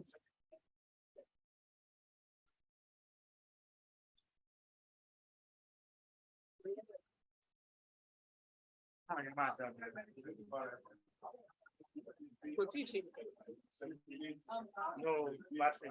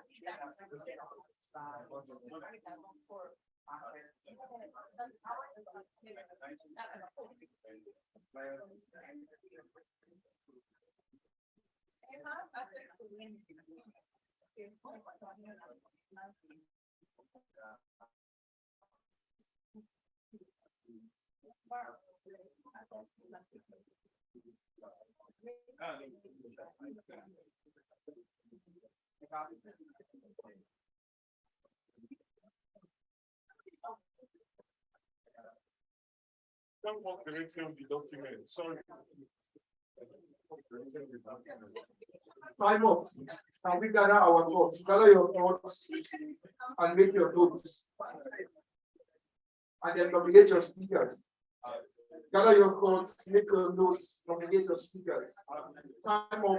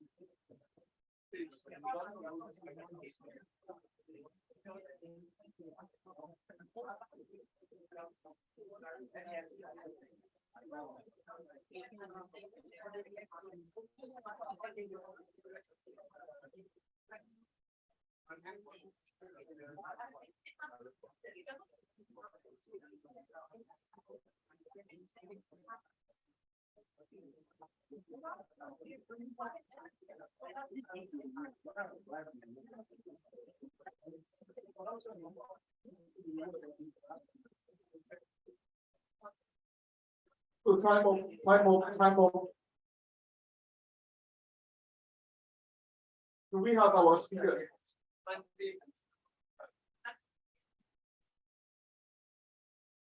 Have we made our notes? Do we have our speakers?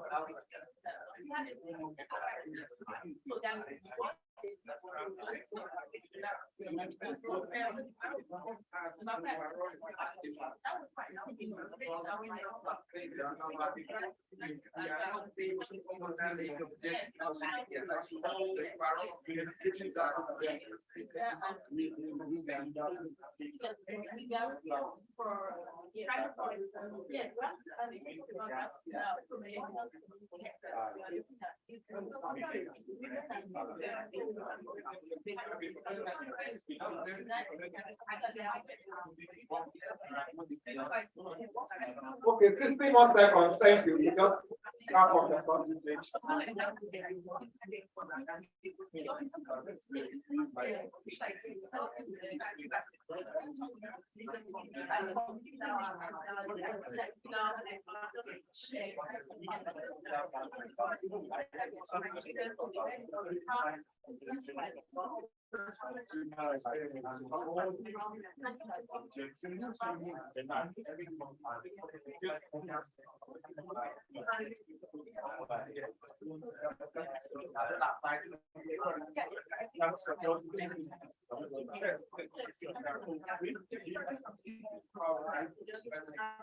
Okay, thank you very much. Welcome back.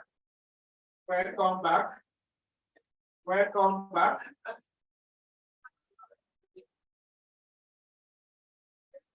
Group 1, welcome back. Group 2, welcome back. Group 3, welcome back. Give me your number so you know. Group 4, welcome back. CSO Media Group 1, welcome back. CSO Media Group 2, welcome back. Government US system, welcome back. All right. So, business group 1, are we ready? Okay, so let's have your feedback. All right, please let's all listen. Hello. Hello. Hi. Hello. Thank you. So let's all listen to what they are saying, and then so we can have a good critique. See, yeah, then order if we need to change some other things. So business group one, here we go.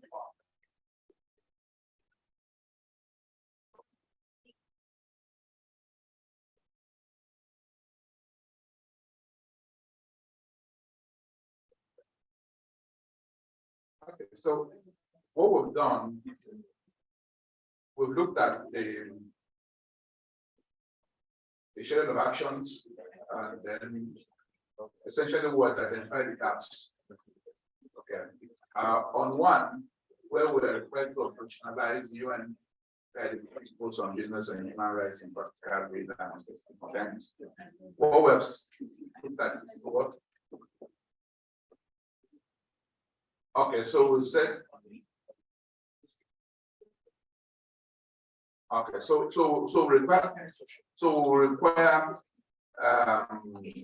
specific actions that will be taken by MDAs, and they will be required to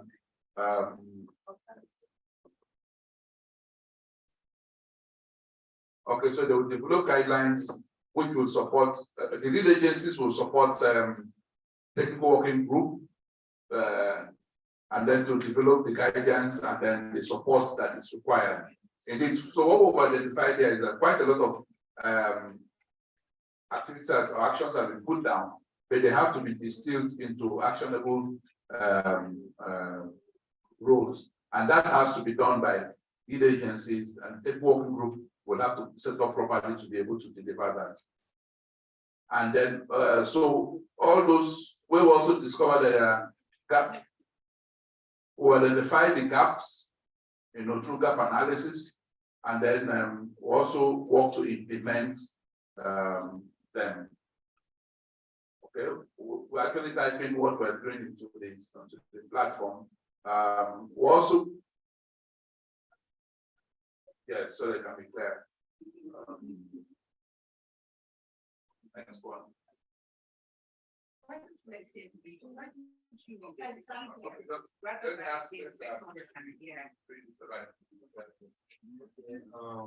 On the establishment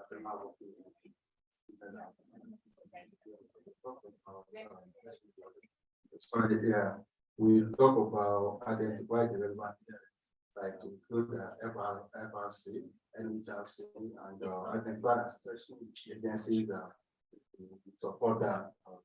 And then we have on that. Then no, only three. Well, yeah, we said ensuring the policy coherent. Well, we should include FRC, the Chamber of Commerce to represent businesses and to community and for businesses. Sorry. Then what saying talk about ITF must be included as well. Yeah.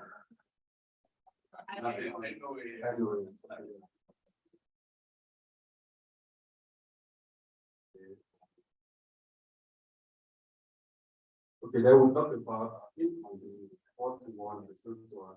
We start to look for a way to include a value orientation ESG in the curriculum, starting from the early education of the then the fifth one that says that enhanced access to education should be identified as strengthened. Yeah, that's one say about it. Then okay, yeah, anywhere they say that should establish and identify as strengthened.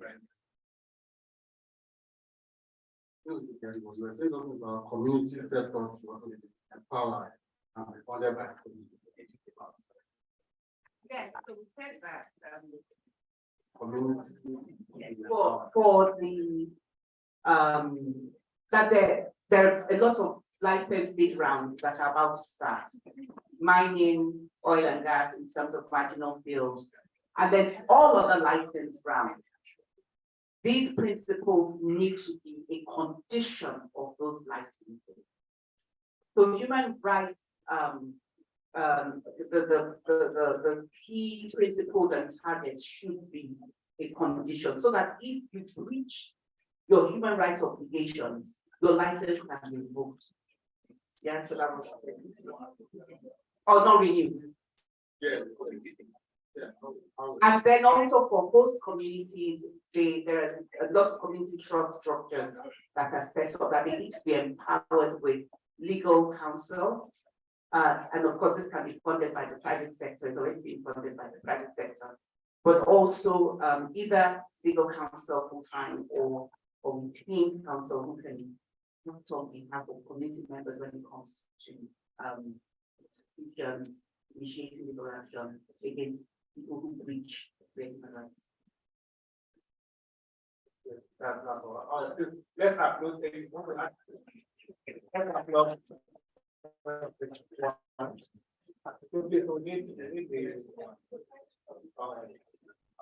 Thank you. Please, I can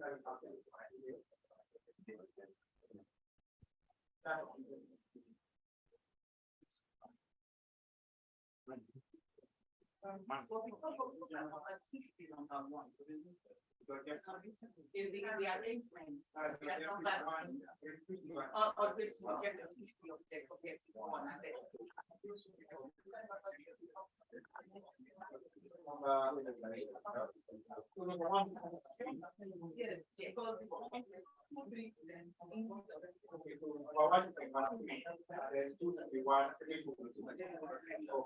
Thank you. Okay, so business group 2. Thank you. Who is talking here? Basically, I'll be reading it out and see inside the want to respond and just the other members of the group. What we did was to do full entire document and look at the aspect of we had it. So far, we didn't notice taken out within the time we have to review the document. From the first one, we have reviewed that we should include. So what we did is so that if you are reviewing our document, we put all our observations in the market. Sure, and then we follow them. It's very easy for you to just people were added to the document. Now we feel that under number 1, regulators and NPS should be empowered to enforce compliance. For instance, NCPM, APM, and NGL. So from some of the things that were put here, we noticed that there's no form of compliance. So that should be factored in, and that is the first one. Then going to the second one, when I'm done, I believe we're going to get more comments on the next class. Then under the second one, we also felt that enforcement is also missing. So it should be part of the mechanism under operating partners and sectoral regulators. It should also be added. Let's need to include sectoral regulators. Then the third one felt trying to bring the document. Then the ongoing labor law review, we understand the review, it should also be included. Documents in there. That would be the document that because human rights is that, so find a way to send it back to yes, labor law review is always so all of these human rights should be sent to them. So the labor law. So when it's coming out, it's part of the labor law. Then the fourth one, same thing is applicable here. It's not that all these human rights related issues would also send like reputation of that. But of course, we are using another propelling entirely. And then the fifth, so we're looking at apart from the legal law, enforcement must also be factored in. And then we also of the view that the leadership of organizations should be made to be aware of all of this. So part of the document, the content should be that there should be a requirement for organization and leadership that they are aware of some of the, so before you can attend the leadership position, some of these should be part of what you expect that you will have. However, it could be pointing to those leadership documents and all of those buildings. And then the last one, we also of the view that the Nigerian industrial cost is also part of the body. So I believe we'll have one or two that for them.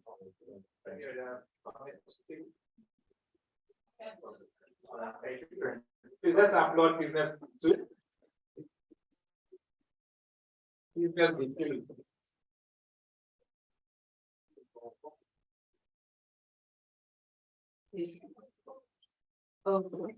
The gaps identified under the first objective is that first, there is need to include the Factory Act and then the Digital Human Rights Act under the legal framework.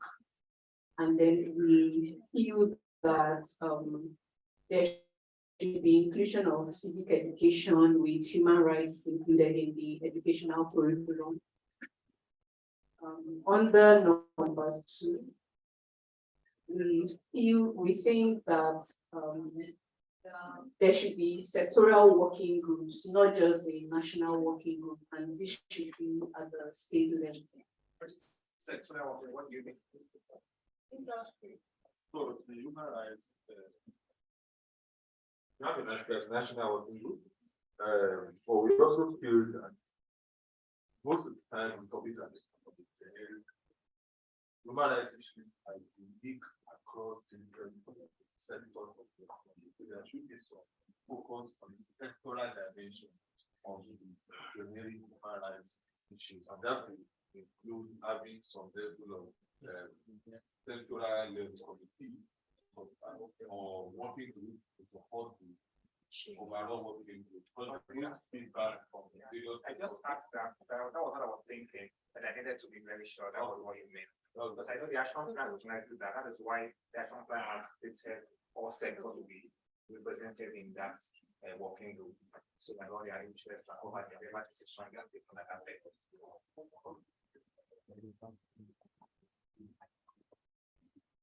Okay.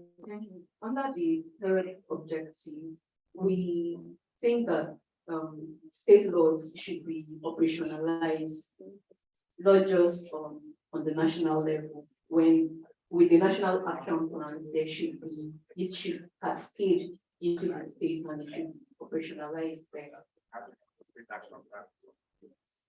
Okay, for number 5, we think that there should be tax incentives for compliant businesses and there should be protection codes in laws. And then in all of this, we see that there are no timelines, there are no responsibilities, there are no baseline, there are no targets. And then I don't really saw anything that relates to monitoring, evaluation, and all. Thank you. Thank you.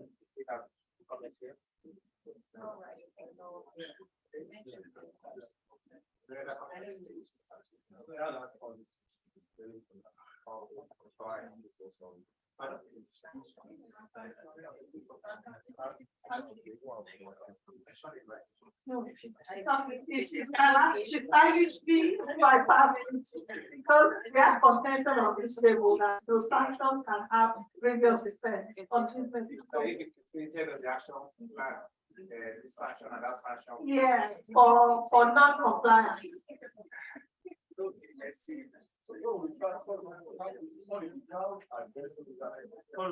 Addressing the issue of setting baseline condition, targets, and timelines.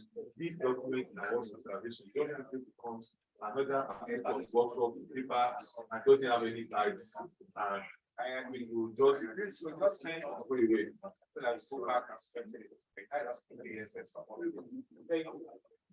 Yes, we can say something before you dismissing your staff. So yes, I want to commend this bill. It's something we didn't see, but it's the truth. Sanction. And I will draw a small example. You know, I don't know if any of you have received text messages from Lagos State government that you are owing 20,000 for And you will notice that people are beginning to put their brain in factory setting now. Because now, in fact, right in front of Popeye with them, yeah, my driver went up and I just received a message that you jumped traffic light. And I came back and showed him that you owe me 20,000. So by the time that happens, you create consciousness and people are careful about all these things. So there is sanction. And again, please, let's not keep quiet. I live around here. So we all know that the turning into 4-point junction is illegal. You have to go the other way. So a gentleman on Saturday was trying to enter, and I kept on telling him it's one way, but he still went because there was traffic. So when I went the other way and came back, last man stopped him. I opened my car and parked. I told last man, I actually informed him. Last man said, thank you, sir. We let people like you.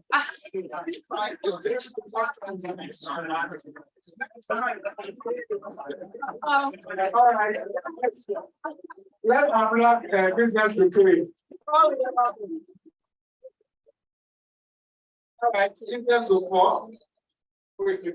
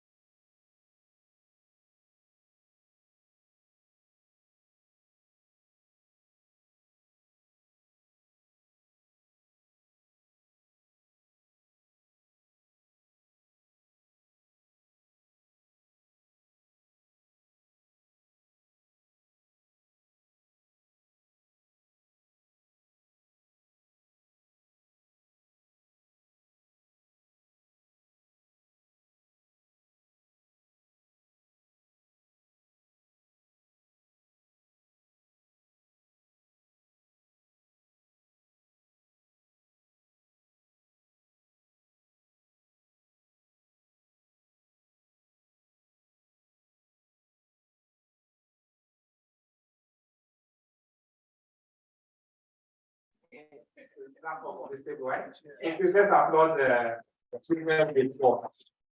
Okay. Support. Okay, CSO group one. Activist.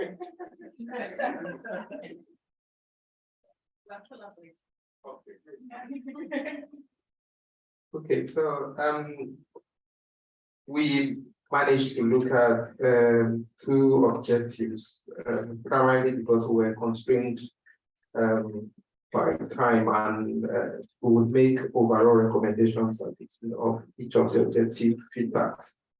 So under the legal framework for objective one, we did say that there is need to include more other laws, and we did mention the Child Rights Act. Group members were of the view that 34 out of 36 states have now domesticated the Child Rights Act. Yes. Yes.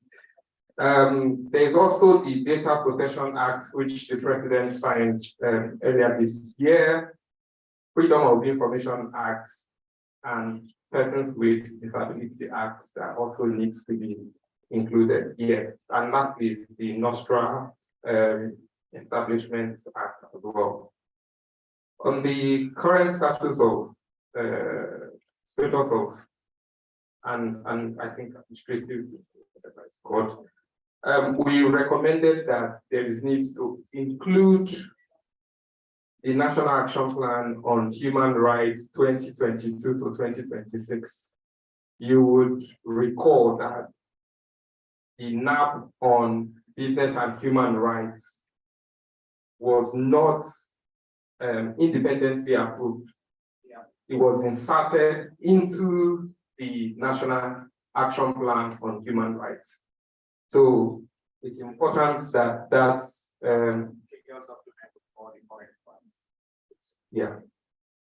So the other thing we reckon would be important to include is the energy transition plan, because everything we're talking about seems to dovetail into climate change, environment, and all of that. So it's important to include that. Under performance indicators, we did say, I mean, it's not clear, my team members can jump in on this, on access to beneficial ownership register by host communities. So yeah, that's on the performance indicator. Then cooperating partners, we said it's important to include Ministry of Women Affairs and then NITDA. On objective 4, under actions, we talked about mandate transparency reporting. That is very important. Even if it is once per annum, for that to come in.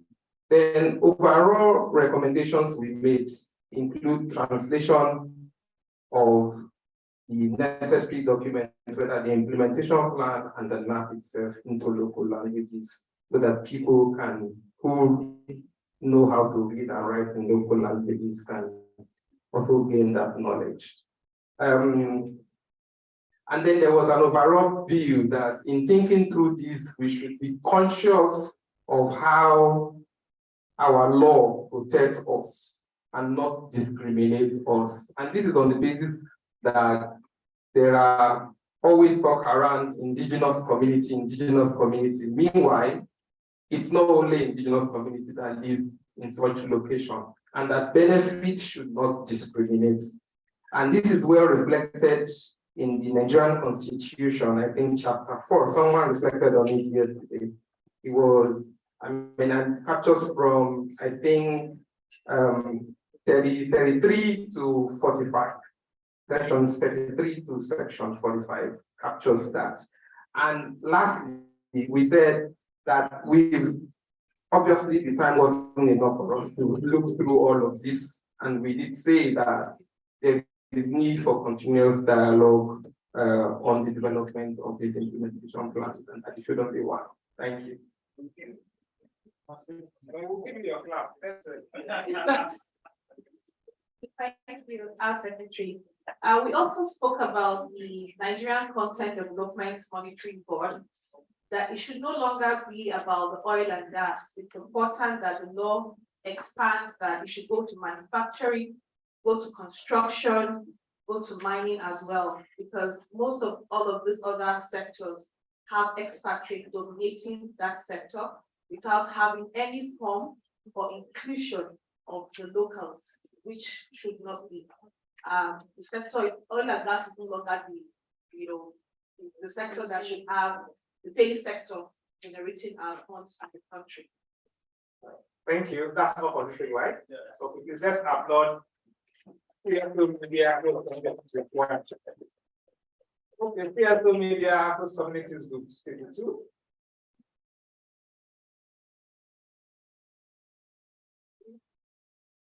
I think most of our items have already been said by other tables, but I will run through them just so that they can run through all of them. So firstly, MDA should make the NEP operationalizable through industry-specific mandated standards. I think table 3 of business had mentioned it's a sectoral approach that we're taking.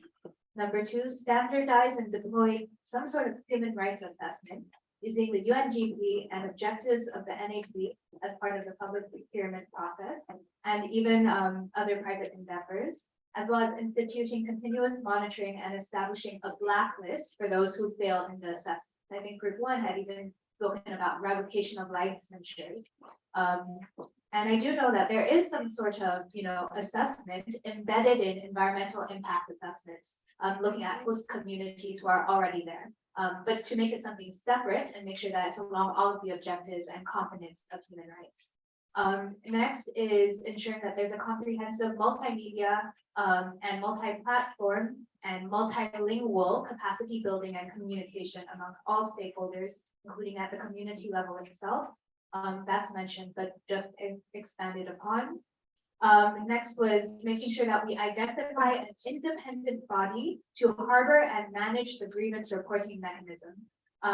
So in the framework, it's already that there should be a grievance reporting mechanism, making sure that there's an independent body to run it, give them the specific duty to escalate the grievances to appropriate public authorities or regulators who will then handle the breach or violation that has taken place, as well as giving the independent body the right to track the response by the authority. So that will involve data sharing and I guess real-time updates.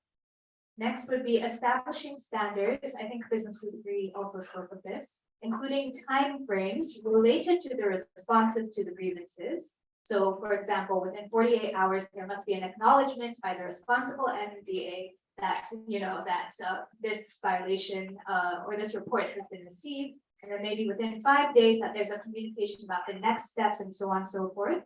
As well as giving a timeline by which investigation should be closed. And all of this is to push for rapid response. So not just that there's a mechanism to report your grievances, but that we're actively encouraging a very rapid response so that it's not just lingering for a year or so. As well as establishing conventions regarding reporting, both on a case-by-case basis, as well as an aggregate annual basis. As well as establishing consequence management or sanctions. So the working group is to identify industry-specific remedies or administrative consequences that must take place in case of a breach. And then next is if an investigation is conducted and it was discovered to be a violation, that perhaps the NAP should specify timeline and amount when it comes to remedy and compensation. At least give advisory, because then it's not just at the discretion of anyone. And then lastly, an item on whistleblower protections. While whistleblowing is needed and excellent, there should also be a more continuous public feedback mechanism. So that way, almost, it's in the aggregate that these complaints are coming. And continuously, so that they cannot identify a whistleblowing happened just yesterday and we know the specific incident. That there's continuous monitoring and continuous feedback and specifically tech-enabled feedback, which the working group should perhaps have a separate conversation about how to integrate technology and reporting technology into the whole framework that it's needed, as well as finally, public feedback when it comes to businesses. So we've heard that even host community leaders are the ones who are stopping progress as it should be done. So feedback mechanism, even for businesses to report on host communities, was also needed. Yes, and then lastly, we spoke about corruption and enforcement, that we should also tackle elements of corruption as we look to further implement. Sorry, thank you. I see the issue of function is coming out again. I know that. Okay, is that all from the table? Yeah. Okay, please let's upload. Let's community meeting. Yes. Talking, we had mentioned it yesterday, but it seems all of us have forgotten it. And that is, there's nothing there that talks about incentives. So we seriously need to put in place things that incentivize companies. So okay, I didn't hear, sorry. As from sanction for non-compliance. Okay, so finally we come to the power table, right? We come to the power table, government and the. Okay, good afternoon, ladies and gentlemen. Here we went through the board document and make some observations, which we think there are some government agencies that we think are not included in the whole document. So I think which are EFCC, ICPC, and NFIU to ensure the business environment is free from corruption. So I think these are agencies of government need to be part of the document. Then research the Nigerian police force need to be part of the agencies to protect human rights and human rights in business environment. And there is also another agency of government, National Orientation Agency, NOA, which ensures government programs and policies are well spread and well understood by populace in the country. So that one we think it needs to be included. And there is another government agency, Nigerian Agricultural Quarantine Service, NAQS, which ensures plants and animals that are exported or imported into Nigeria are healthy. So these two, these government agencies we mentioned with their mandate, we think they need to be included.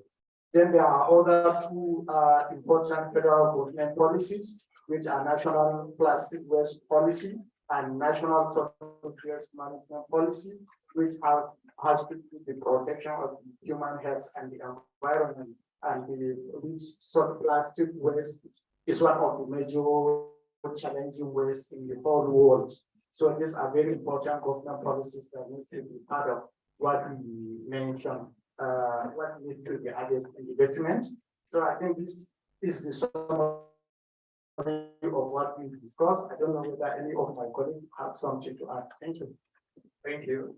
So finally, we holistically, after all things that my colleague had said, we looked at basically the first thing is that the national working group should include all the agencies that have been mentioned. It should include people. One of the advices that I should include almost everybody from all the agencies that have been mentioned. Secondly, there should be a proper data protection and data sharing platform. That's all the real-time data from all these agencies can be shared in real-time basis for purpose of action and enforcement. And then finally, there should also be monthly or quarterly reporting. And those monthly and quarterly reportings should be backed by sanctions. So all these agencies that come in should have sort of like a binding element in them, such that all of them should, I don't know if it should be some form of agreement between all the members of the working group, because if all the members of the working group, if it includes all those agencies, so they should have sort of like a binding agreement between parties that we submit monthly or quarterly or real-time information to this platform. For example, the Office of the Attorney General of the Federation receives quarterly, and is backed up by law, receives quarterly remittances of people from prisons, people that are incarcerated in prisons, people that are released from prisons, and is backed up by law. And all these agencies have a duty to report to the Office of the Attorney General. So I believe we can incorporate this also into the national working group for the purpose of business human rights. But at the end of the day, it's still an infringement on human rights. Thank you.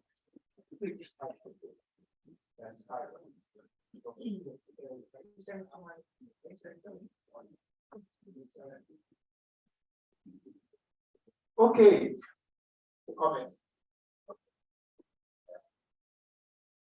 Thank you. I just want to follow up with what the government agencies came up with. It's okay, all the government agencies should be involved.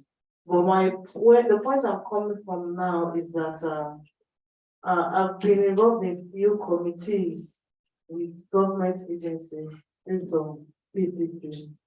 And one of the challenges that we have observed, which I think we should also put in mind when setting up this committee, is that with government individuals, I mean representatives of government, there seems to be issues. Okay, a committee was set up with representatives from different government agencies.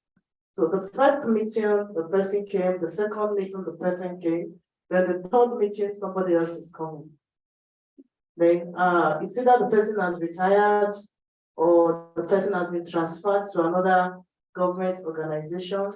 So this kept reoccurring for some of the committees that I'm aware of. So I think it's something you also need to look into, find a way of working around this stuff. I don't think it's even just about the government agencies alone. Even the civil society sector, social media, this is that kind of career where there is a team. And then the best thing, the web, the one representing that civil society, so to speak, I mean, is the committee, we have also another office, and then another person comes, and that person is looking totally blank of all that have been going on in that thing and all that. And then you just go, and it's like all sector. I don't know how that is going to be handled because we can't stop go from retiring, and then we can't stop go from moving to other agencies. So to speak. Well, you should have a lot at that level of the national working group. Okay, we are closing now, but I want to drop this slide just before I drop any last comment from anybody before we take the closing.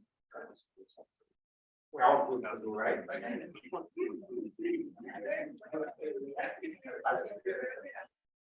Who is that? Okay. Good afternoon, all. Thank God for the grace He has given us rather here to talk about ourselves, because this whole thing is about individual selves, first and foremost. Now, I just want to say this. Like yesterday, we observed that yes, we have so many of these policies and that we need implementation. Now, this thing should come as a collective responsibility. Because by now we should realize that government often lacks the political will to implement. And that is why we have the CSOs around. So when we get back home, please, whatever it takes, let us step this thing down to our immediate constituents so that they can be aware of it. Then don't let us stop at just doing that. Let us continue to tell global rights to do something about this public enlightenment thing. Because if people do not know policies that are made to improve their well-being, there is no way they can demand their rights from government. So these are the issues that I want us to go away with.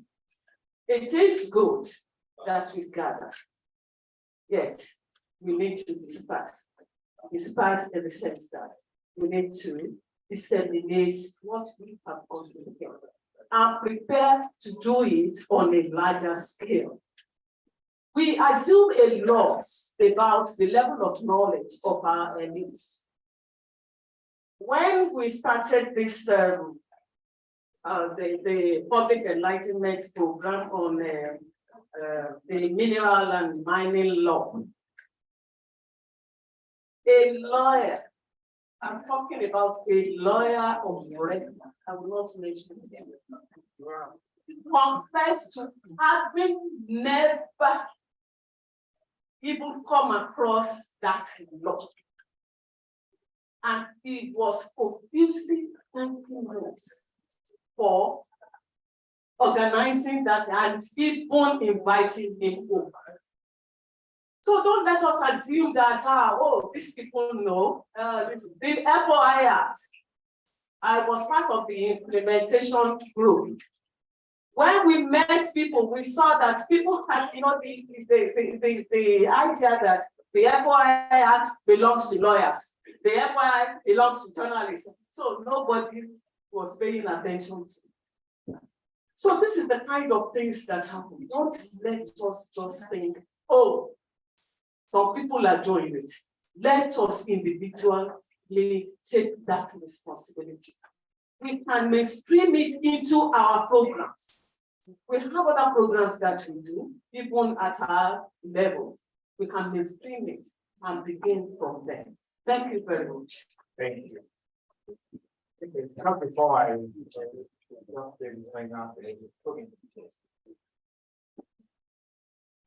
okay, so just to say, I wanted to see if you have something to say.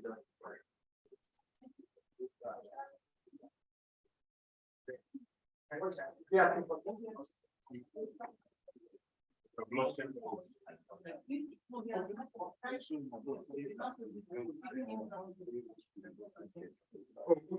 So we've had a question online. All right, so thank you so very much, everybody. It's been a very engaging 2 days. And I'm most grateful to UNGC for taking the lead in mobilizing the business community part of this year's hardship. We did it last year with UNGC as well, but I think this year just have that edge than what we experienced last year. And then really appreciate the host committee, business host committees that decided to join us this year as well. Thank you very much. And then just to say one thing about the action plan, about what I was saying, everybody say, and then what's the life personality. It's all our responsibility to even, it's not global rights, all our responsibility to let everybody know that there's an action plan. Even you as business, you need to let your consumers and then your host community know that there is a lay down process, an action plan. If they have grievances, how they should go about it, rather than taking the law into their hands or disrupting your business or what you're doing. You need to educate them about the action plan so they know that, okay, there is any grievance they have, okay, there is a chance for them to address rather than just what is saying, what's that word again? Picket, just picket the venue of the business and start making it forward. So thank you very much. And also please let all remember to now it's time for us to use our contacts now. So use your contacts in the governments and all the relevant agencies to see that this action plan came in place. And we see that the working group especially is quickly so that all the work can start. So thank you so very much again. That's been a pleasure meeting. Many of this time for the first time. Some of my people in Nigeria how to get out of the work. So thank you so very much. Thank you, Tony. Let me thank Tony. I'm thanking her openly because many of us may not know. Tony is actually not doing right now. It's on education.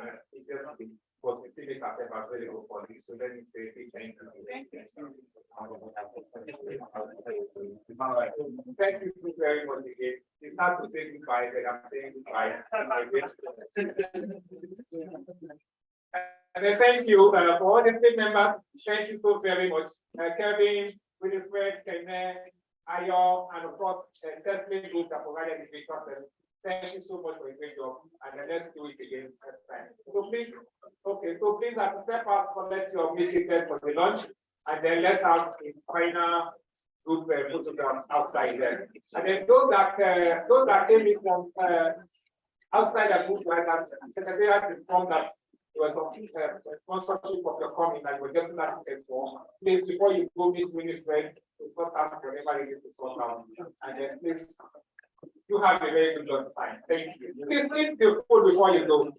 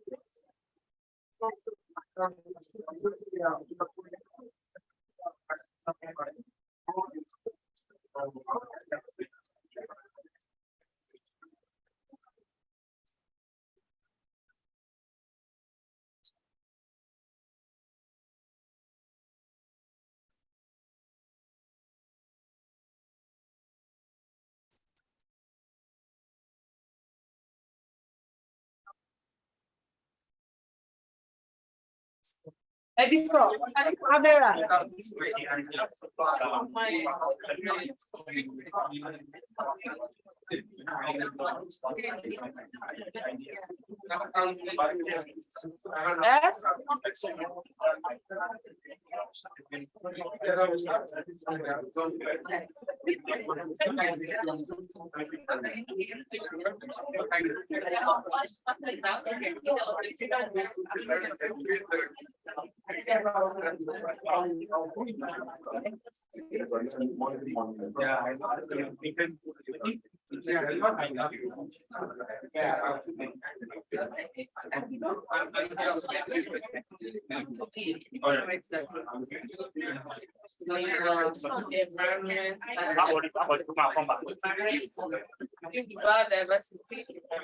Wash and many other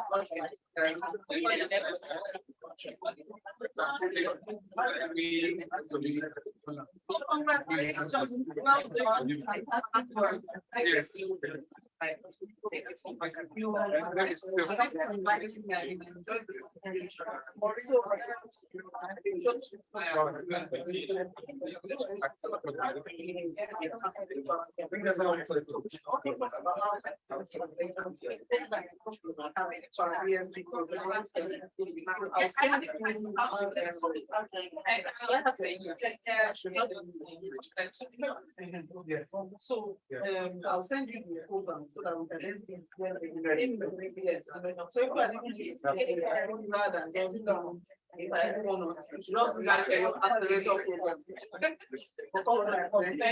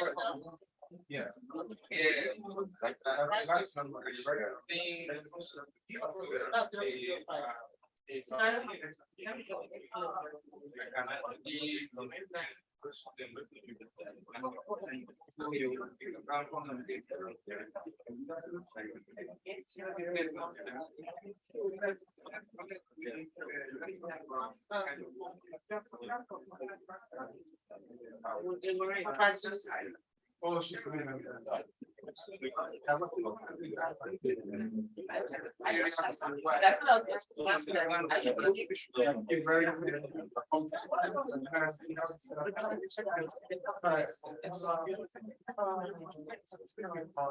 Yes, thank you.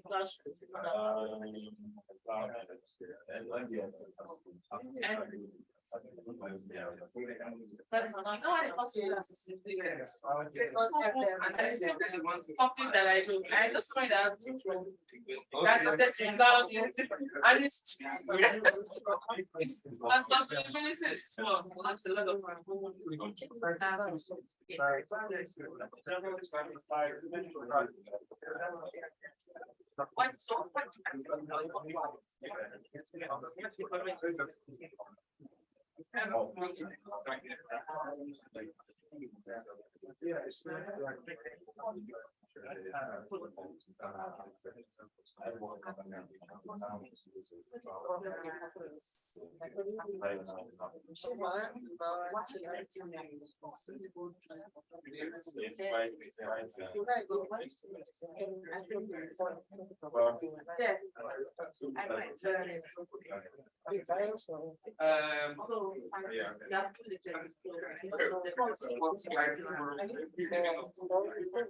of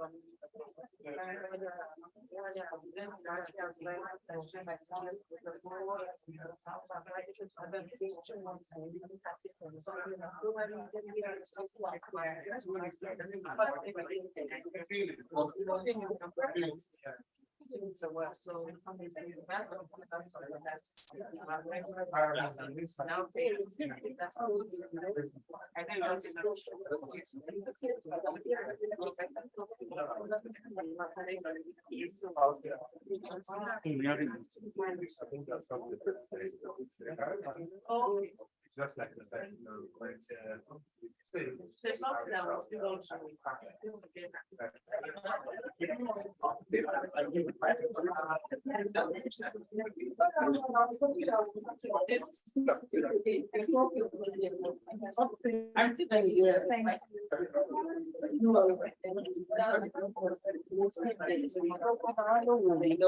Check out your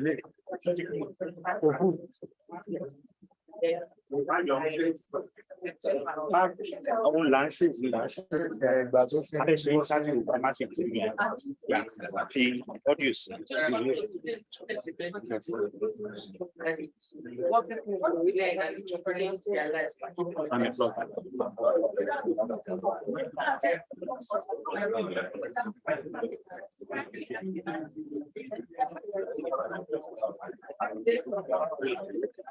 You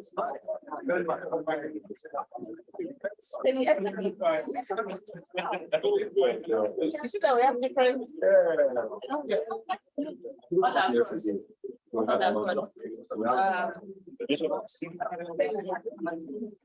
You set up the way we want set up, yes.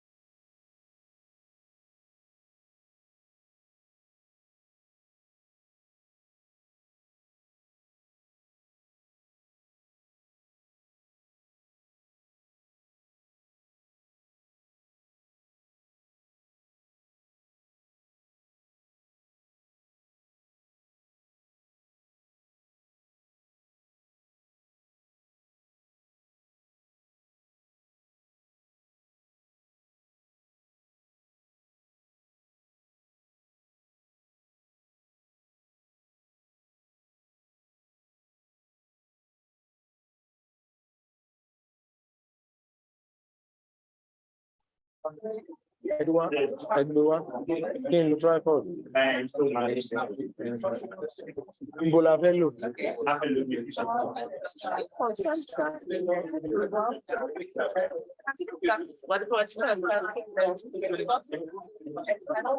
Sorry, madam. Hello, please. This is fine. This is something that's. I need that.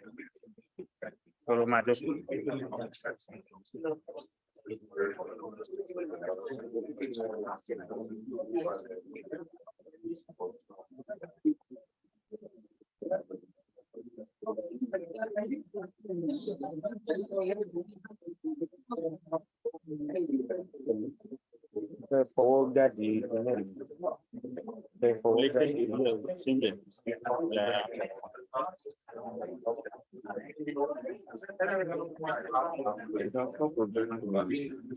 Okay, it's a top project.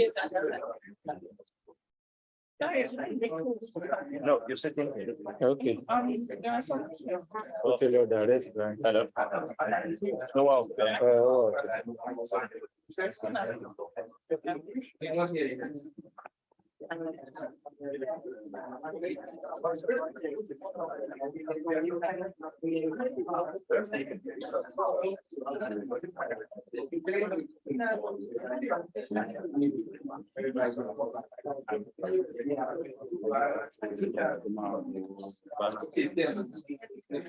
Atún forí kọjá bánà lọ.